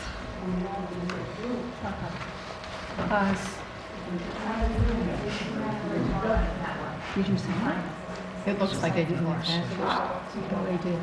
I mean, do you I want think me? you attached the one for the contract extension, because I ended up with two Yeah, copies of I thought that. I put on the other I'm one, but I'm apparently- pretty sure. Right, I that's mean, what we happened. needed I to mean, do you discuss want me to it. see if I can get somebody to go over to my computer? Let's just No. table it and we'll do it on the meeting. You can't use this, No, we're November covered 6th. through the 6th, so that's you fine. can't use the resolution that you already signed and change the date on it? No. To- Oh, the interim? one? No, Well, no, it's to no, we have to have a separate one. The information is Okay. So we'll be meeting It's tabled to till the the budget. 6th. Yeah. Okay, so the next, November 6th. November 6th, Marco. 7 o'clock, right, on that one? I assume. No. Not 7? 7:30. Is it? 7:30. It's 7:30 on the 6th? No, because I guess we're down to set public hearing date for 2015 budget. No The planning grants, board No removal given. is here on the 6th. So if we're going to have a public hearing on the budget, we'll have to have it around 5 or 5:30. We'll have to have it earlier. Does the planning board have to meet in here? They are being televised. So, oh, I see. Yeah. I see. And according to the, Well, we can meet upstairs. But I think we want it televised, right? Public hearing on the budget is pretty important. televise it.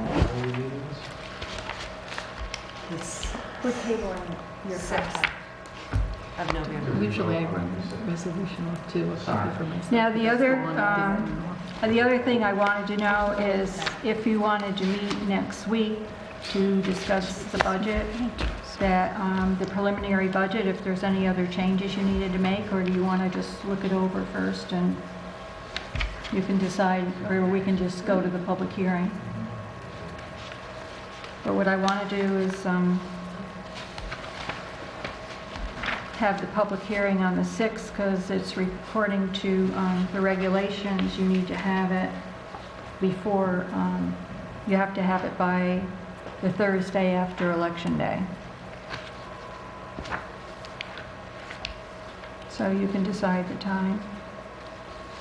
I mean, if it's going to be televised, it's going to have to be earlier than 7. So I'm thinking 5:30 would give us plenty of time for a public hearing if there's any comment for a special meeting. That would be work for me, and I think it should be televised. Public hearing on the contract? No, on the budget. You guys have broadcast. Public hearing. Okay, it's a public, we're discussing setting a public hearing date for the 2015 budget. Okay. And it has to be done by November 6th. When are you going to discuss this contract? November 6th.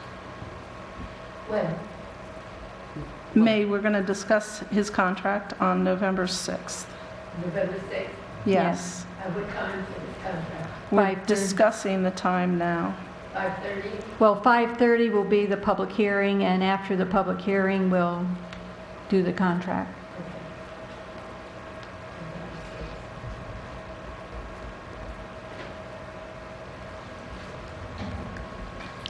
So that it can So be televised. 5:30 is the only time that the videographer's available? Well, he's already going to be here setting up, because the meeting starts at 7, but I didn't know how long the public hearing would take. And if we were going to be discussing contract too. Why don't we have the meeting at 5? You know, give us a little more It doesn't time. really allow people who have jobs who want to participate to be able to attend if you have it at 5. Well, we can, that's why I thought 5:30. I think even that is like just too early. What time would work, Gretchen? Well, you know, for me personally, it's always 7:30. That's when my train gets in. Okay. From my job leaving when I do. But that's, you know, been something I've been consistent about all year. So does it have to be on that Thursday, or can it be? I mean, I Yes, it has have, to I be that have Thursday. Tuesday off if you want to do it on election day. No, we're not. I think that's too much. Okay, I make a motion to set the public hearing date for the 2015 budget at 5:30 on Thursday, November 6th. Is there a second? I'll second that. Councilman Delango? Yes. Councilwoman Hitzelberger? No. Councilwoman Doyle? Yes. Councilman Perotti? Yes. And Supervisor Perotti? Victoria? Yes. While we're on the schedule, we have one on the 13th. Yes, that's our regular meeting. That's our regular meeting. So We're not going to, on November 6th, it's not going to be a workshop. It's just going to be a public hearing and discussion of the contract. It'll, just be a limited special meeting. And then on the 13th, we'll have our regular workshop meeting. And then we'll have to discuss when we're going to have our regular meeting, since our regular meeting date is Thanksgiving, and I think everybody would rather be home eating turkey or whatever they usually have for Thanksgiving dinner. And then you want to do the voucher one on the 18th then?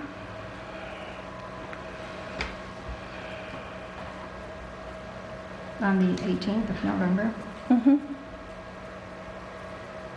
Well, how does that work for everyone? I thought we had the 20th down, but We did, but then that's another night that That's a conflict with planning. That's another conflict, okay.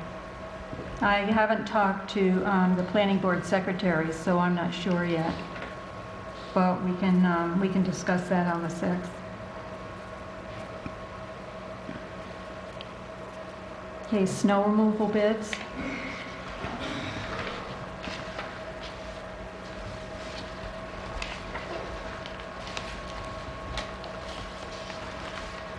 I'd like to make a motion to accept the bid from Majestic Site Development Landscaping for Amenia Town Hall seasonal snow removal, $5,260.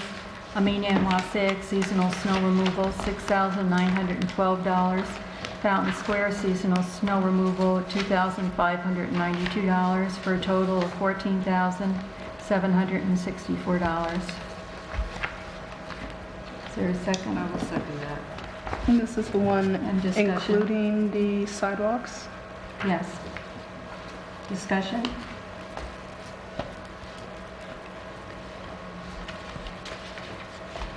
Roll. Councilman Delango? No.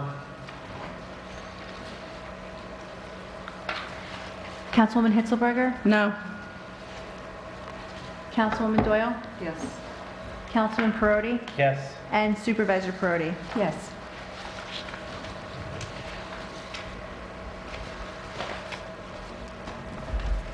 Resolution for transfer of funds. It's 52. Whereas the town board has the authority to transfer funds when necessary or unanticipated to amend the budget.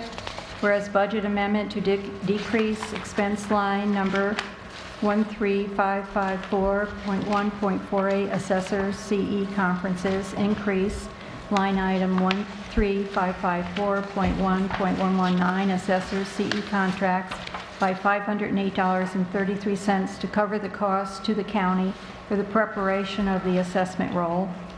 Whereas budget amendment to increase revenue line item 2089.01 other cultural and rec revenue, as well as increase expense line 71504.1.74 dance supplies in the amount of $250 to apply a donation for the program. Whereas budget amendment to decrease new highway garage money market account number 216.03 and increase expense line item 51324.1.62 in the amount of $1,000 for an appraisal for a new highway garage. Whereas budget amendment to decrease expense line 1900.1 contingency by $7,000 and increase expense line 16204.1.004 building CE by $4,500, 16204.1.77 building CE telephone by $1,500, and 16604.1.74 central storeroom CE by $1,000 for unanticipated costs. Whereas budget amendment to increase revenue account 2680.01 insurance recoveries by $4,031.73 and increase expense accounts 16204.1.004 building CE by $1,350 and 71104.1.000 Amenia Park CE by $2,681.73 to allocate insurance payment for covered expense for damage to Fountain Square light pole. Whereas the town budget revenue line item 2611.01 dog apportionment requires a budget increase, and the expense line item 35104.1.42 dog control officer CE requires an increase of $639.46 to allocate the fee paid for services provided by the dog control officer. Whereas town budget revenue line item 3501.3.00 chips requires a budget increase, and the town budget expense line item 51123.3.112 chips requires an increase in the amount of $8,674.24 to allocate additional CHIPS funding from New York State. Further resolved that the town board authorize the transfer of funds necessary to amend the budget, and I make that motion. I'll second it. Discussion. Discussion? What is the unanticipated costs for central storeroom? What we did in order to clean up the file room is we ordered some of the unexpected costs were we ordered shelving in there. I thought you were getting that. We got it from Sam's. We got the least expensive one from Sam's. That was part of it. So that we could go through all the boxes of things that were in there and organize the storeroom, or organize the file room. I assume the dog control officer now has what she needs to store temporarily? Yes, this was, these were funds to reimburse her for the expenses until she received payment from someone whose dog that she boarded and took care of. I see. Did she get her protective gear? We requested that she do so. She's ordering that. Okay. And she's also, the other thing she's done is she met with Ag and Markets and had an inspection done at her house to see exactly what she would need to have some kennels there in order to house some of the animals. Did she speak to the people in her town to make sure that she wasn't going to have any issue with having a kennel there? She was also going to do that. Apparently she isn't going to have an issue from what I know, from what she said to me. But I can check with her and get back with you on that. Thank you.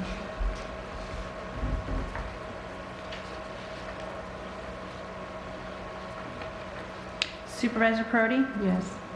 Councilwoman Hitzelberger? Yes. Councilman Perotti? Yes. Councilwoman Doyle? Yes.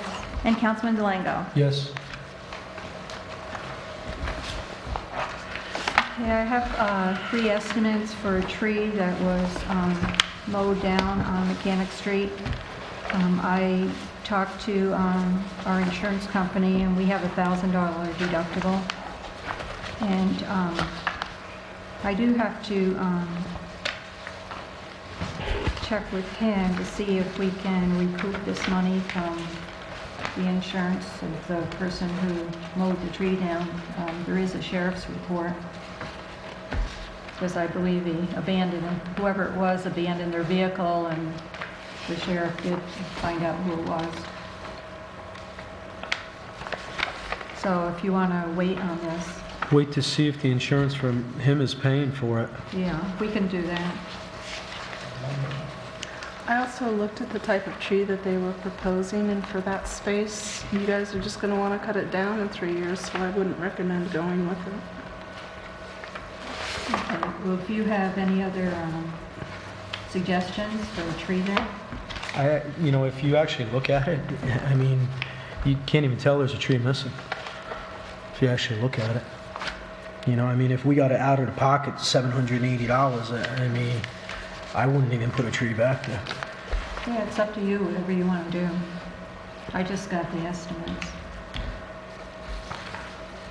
Let's see what happens with the insurance company, and we'll go from there. Okay. I just don't see the point of spending money to put in a tree that we're just chopping down. It seems silly. You know, we only got to cut, you know, Chopping down? We won't be chopping a couple down a year, Chainsaw.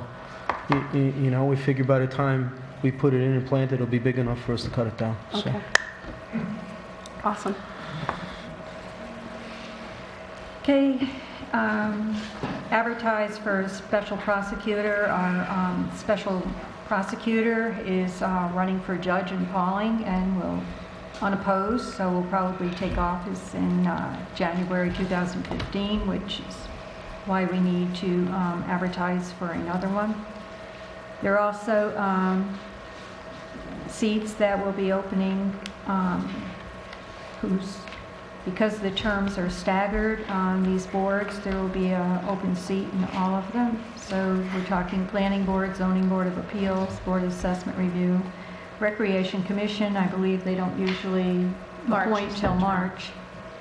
Board of Ethics, Workforce Housing Board. So those are the 2015 where they're open positions. I believe Dawn is going to do a press release instead of To see what we can come up with as a press release. instead of a paid advertisement. So just to We'll take a front cover shot. to advertise for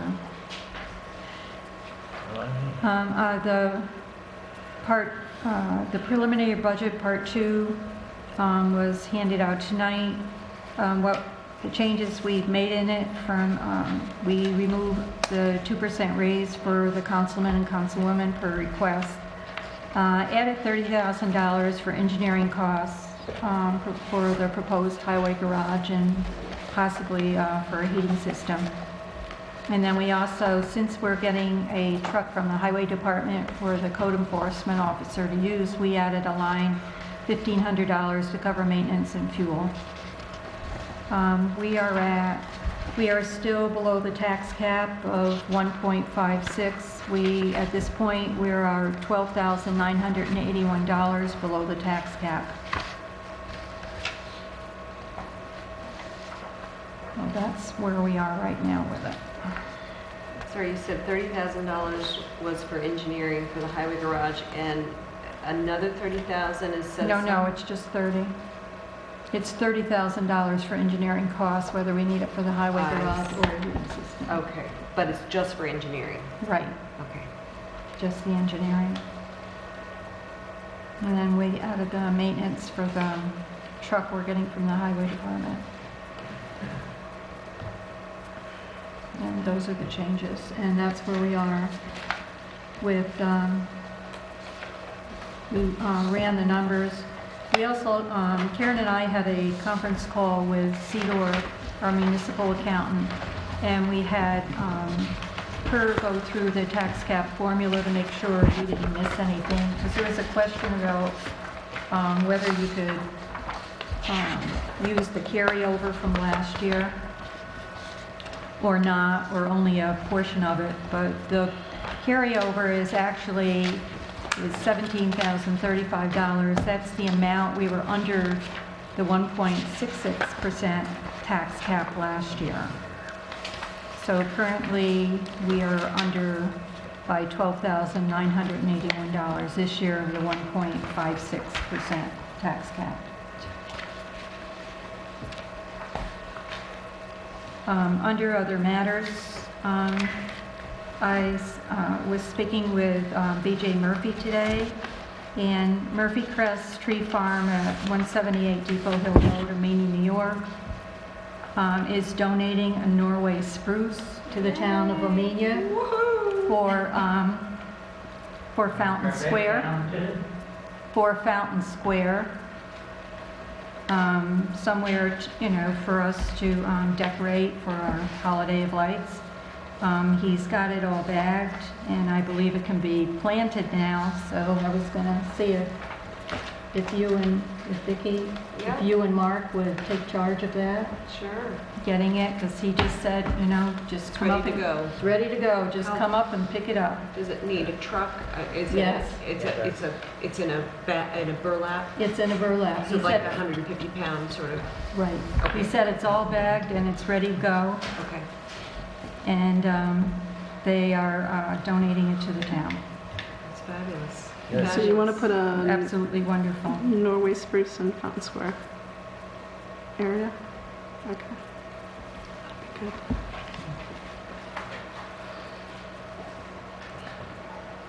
It's good to see lifelong local residents do something really good like that. Thank the Murphy family for what they do. Be there for a long time. Public comment? 3 years. Tom.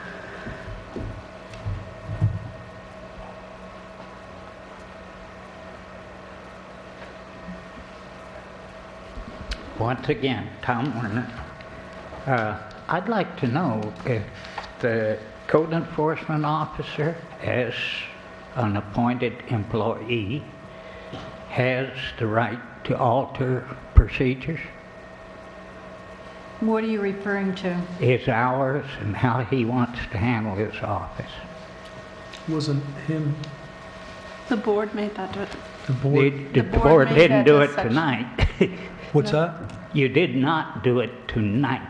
No, we did it two meetings ago or a meeting ago. at the last meeting, Tom. Oh, okay. We discussed his I was kind of indisposed for a We were just month. announcing the hours that we Okay. discussed with him to try to make his office more efficient. Yeah, we're trying to help him be able to Well, I run the realize inside that of the we're office such as well a as do the metropolitan surveys. area that you have to have rules and regulations about running your office. The only thing that I'm saying is he wants and has presented to us a form that if you want to complain or cite a violation, that you fill out the form. And that's fine. I have no objection to that. You just tell them that you're doing it. The only thing is that you need to add on to it that within 10 days he has to give you a written reply. As it is now, he doesn't have to reply at all. Okay, so you're looking for more responsiveness, okay. Thank you.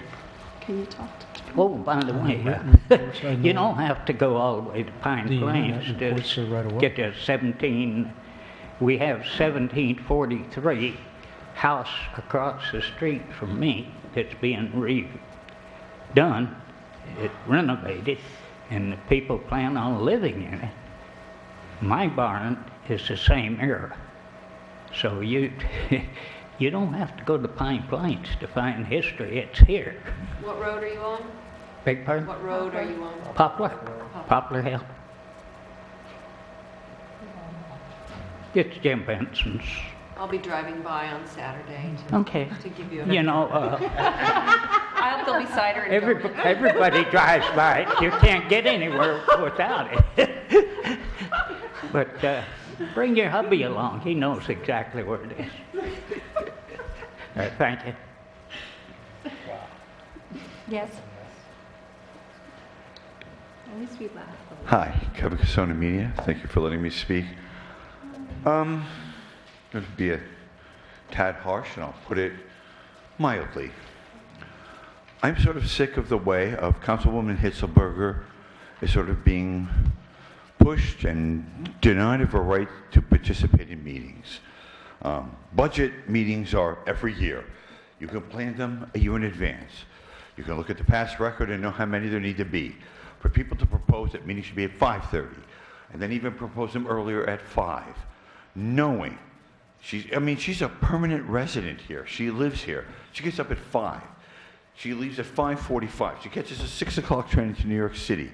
She gets off the train at 8. She takes a crosstown bus to show up her job at 8:30. She doesn't get home till 7:30 at night. All of you know she doesn't get home till 7:30 at night. All of you know that. Every time you have a meeting earlier, you were denying her voting rights. You were denying 490 people who voted for her, 480 and change, their voting rights to have her voice heard on issues. Now, I am sick of this. This has happened again and again and again. Excuse me, but every budget meeting that we have had, I have deliberately had at 7:30 so she could be here. Except this one today at 5:30 that you just voted It's a on. public hearing. It's a public hearing for other people to get up and speak about the budget and to speak about anything that, you know. And you're still disenfranchising 490 voters. I don't care. I'm sick of this. It's a little game with you people. People said 5:30. Stephen wanted it at 5. Yeah. You're a nice gentleman, Stephen. You gave me a ride the other day. You're a good soul. I don't know why you guys keep playing this game. She can't get home. I've yet to within know 2 what game weeks. you're talking about. She can't. Within 2 weeks, how is she supposed to ask her boss? Could any of you, within 2 weeks, say, I need to get off at 2 in the afternoon? You play this all the time. You did it last year. She didn't raise any issues because she was appointed.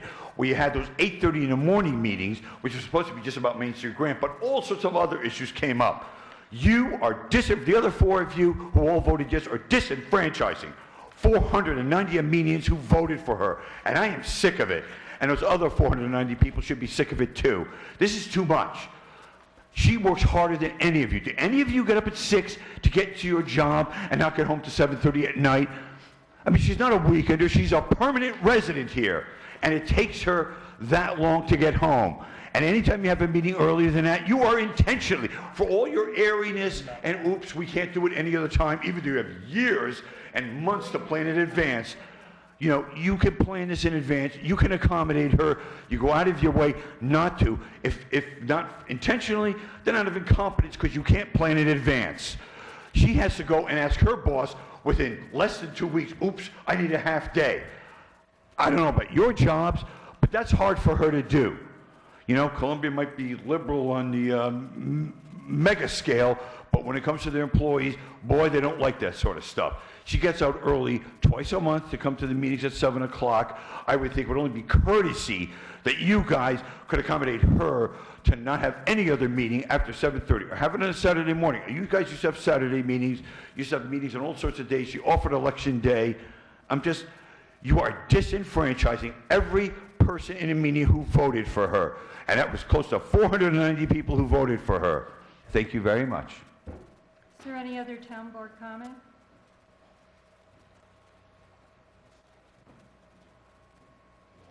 From anyone? Well,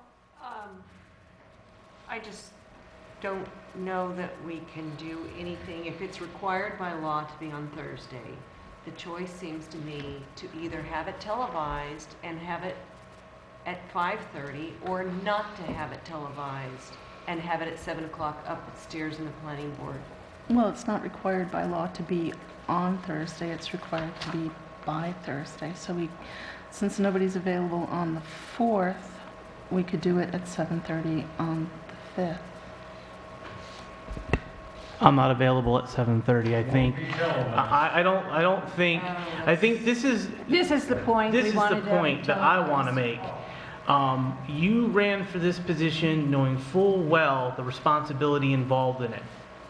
Okay, we've accommodated you on more than a dozen different occasions to have it at 7:30.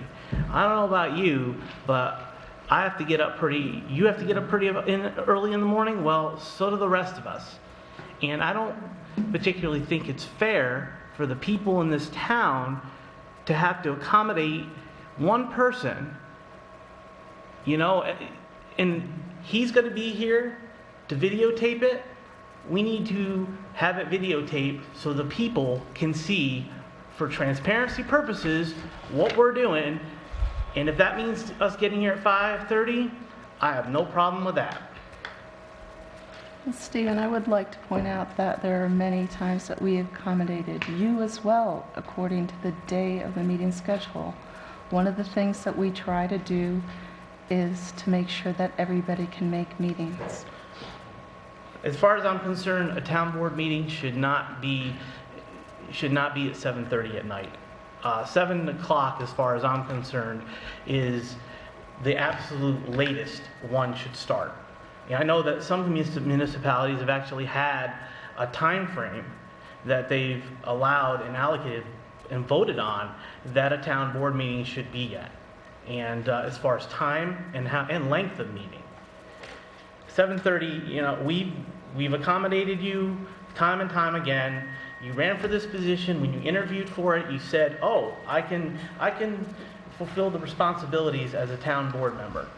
And you know what? I do fulfill the responsibilities of a town board member by attending all of the regularly scheduled town board meetings at 7 o'clock. The only meetings that I've asked to be at 7:30 are meetings that take place, all of them, outside of the regular town board meetings, which are 2 a month. So all of the additional above and beyond meetings that we've had so far this year, I've requested to be at 7:30. And as most far of as them have been. And that's correct. Most of them have been. and as far as the town board meetings are concerned, I think we need to really look hard And I think it's time, whether the planning board wants to meet on Thursday, the first Thursday or not, the town board meeting should be on the first Thursday of each month, the first meeting, and then we should go back to the old schedule, because it makes it easier for all of us, so we don't have to have as many meetings, because we have time toward the end of the month to get everything together to be able to approve and pay the claims when we need to pay them. So I think it's time that we got ourselves back where we needed to be and had this and switched it back to the way it should be. So we have the ample time. We have the ample time to conduct our business. We wouldn't need to have all these extra meetings. Are there any other town board comments? If you think that that's the case, why don't you make a motion to do so and see what the rest of the board feels about it? That's my suggestion. Well, there needs to be some discussion with the planning board first before we do anything. So there's a Halloween function in Wassaic. Sounds like there's a haunted mill. The kids' haunted mill and activities are from 3 to 5 on Saturday, October 25th. Am I right? Yeah. Thank you. And an adult haunted mill from 6 to 9 p.m. Thank you. If you want to announce it, that's great. I just didn't want it to get lost in the shuffle. Yeah, I just thought that might help you. So in general, there's a lot going on, between the Lantern Inn and the Wassaic Firehouse and costume party and always treats. And there's a brand new fire pit at the Lantern Inn. There's scary artist-made houses at Max and Mills. Wassaic artists have turning the tower into a scary haunted house for both teens and adults only from 6 to 9, but like I said, 3 to 5, it's for children at Max and Mills. There's an 8 p.m. dance party at the Lantern, dance all night that night to DJ Spooky Bear. Everybody who comes in costume gets their first drink free. And it's hosted by the Wassaic Project, the Wassaic Volunteer Fire Department, and the Lantern. And I think it sounds like a lot of fun. Also wanted to congratulate Maplebrook School. It sounds like they're celebrating their 69 years of commitment and service to students with learning differences. They are providing programs and opportunities that allow them to follow their dreams. They're having an activity on Saturday, October 25th at Poughkeepsie Grand Hotel. It's a fundraiser, and I wish them all the best. We have an event for Carrie the same night, but I know that this is for a good cause, and they've been a very good neighbor and employer and influence here, and they volunteer as well here in the town. And I wish Maplebrook all the best. Are there any other town board comments? I have a save the date. November 21st, our very own cheerleading young ladies are going to be hosting their first spaghetti supper. They are starting their mass fundraising for upcoming competitions. So I'd like to welcome everyone to attend. It will be held at the Wassaic Firehouse. Our chef, Bobby Boyles, will be making a delicious spaghetti and meatball meal, accompanied by some salad and a roll. There'll be a bake sale.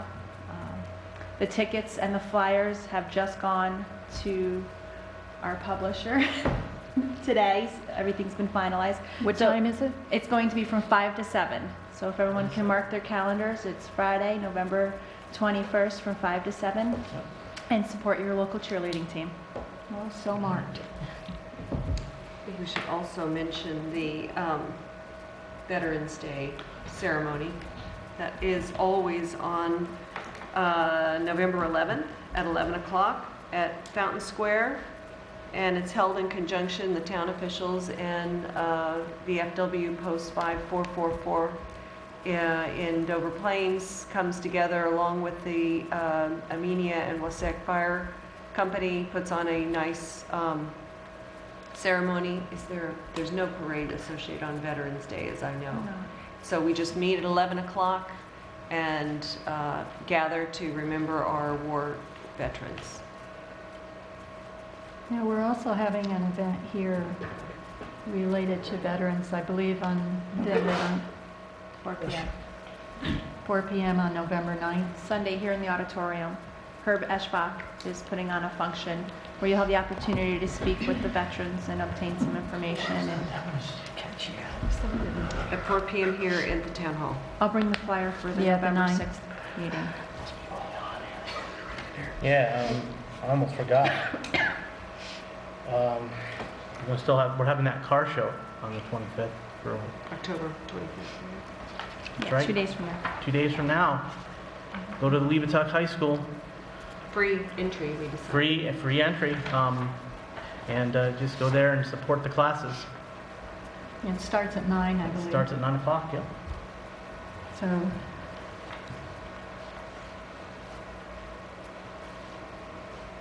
So then again, on Saturday from 1 to 4, we're also having the bulk giveaway from the Garden Club of Amenia. If you want to stop by and get your tulips or daffodil bulbs, please do. And I also want to thank the farmers in the area for providing me with the fleece to participate in the New York State Sheep and Wool Festival out in Rhinebeck.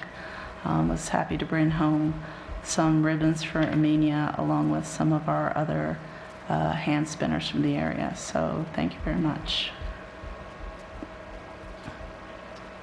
any other topic comment? No? Okay, supervisors report. Rebuilding Together Dutchess County is accepting applications on a year-round basis. If you or someone you know may need our assistance, please encourage them to fill out an application. Keep in mind, in order to be considered for our April National Rebuilding Day, applications must be received by October 31st, 2014. We have some applications outside the meeting room, next to where the agendas are usually posted. Or you can call 845-454-7310 to have one mailed to you.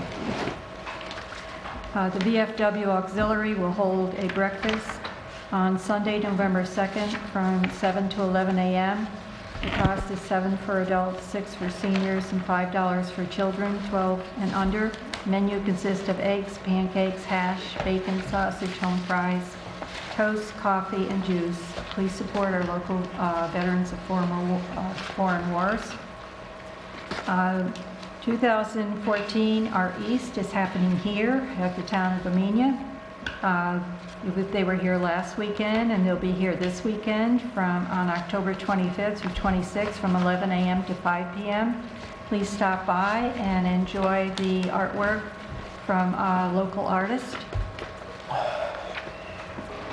And another thing I saw in the newspaper, which I found was very exciting, Wethersfield is going to be given the Business Excellence Award in Tourism from the Dutchess County Economic Development Corporation. This is very exciting. Wethersfield is one of our beautiful places that we have in Amenia that people might not be aware of. It's on Pugsley Hills Road, and it's just wonderful that they're getting this award for tourism business excellence.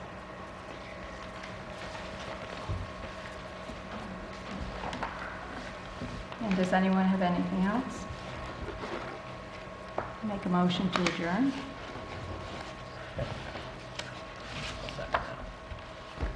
All in favor? Aye. Any opposed?